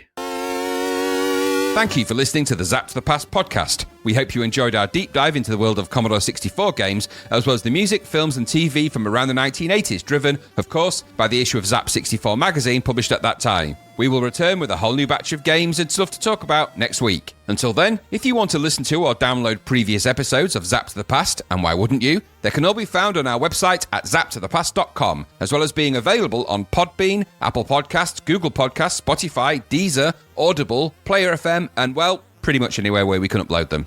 By the way, we do always love to hear from our amazing listeners, so if you'd like to contact us about anything in the podcast or beyond, you can do so by emailing us at zappedtothepast@gmail.com. We're also active on Twitter under @ZapTother, as well as Facebook, Instagram, and most social media platforms. Just search for Zap to the Past and you'll find us. Oh, and if you like the podcast and what we're doing, please do like, share, review, rate us. It really helps. Something, apparently. The Zap to the Past podcast is written and produced by Adrian Mills and Graham Raddings, and recorded at Flaky Bits 2.0 Studio. All opinions expressed are those of the writers, and while we indeed love Zap 64 magazine, the Zap to the Past podcast is not affiliated with it in any way. Stay safe, see you next time, and remember, we play these games so you don't have to.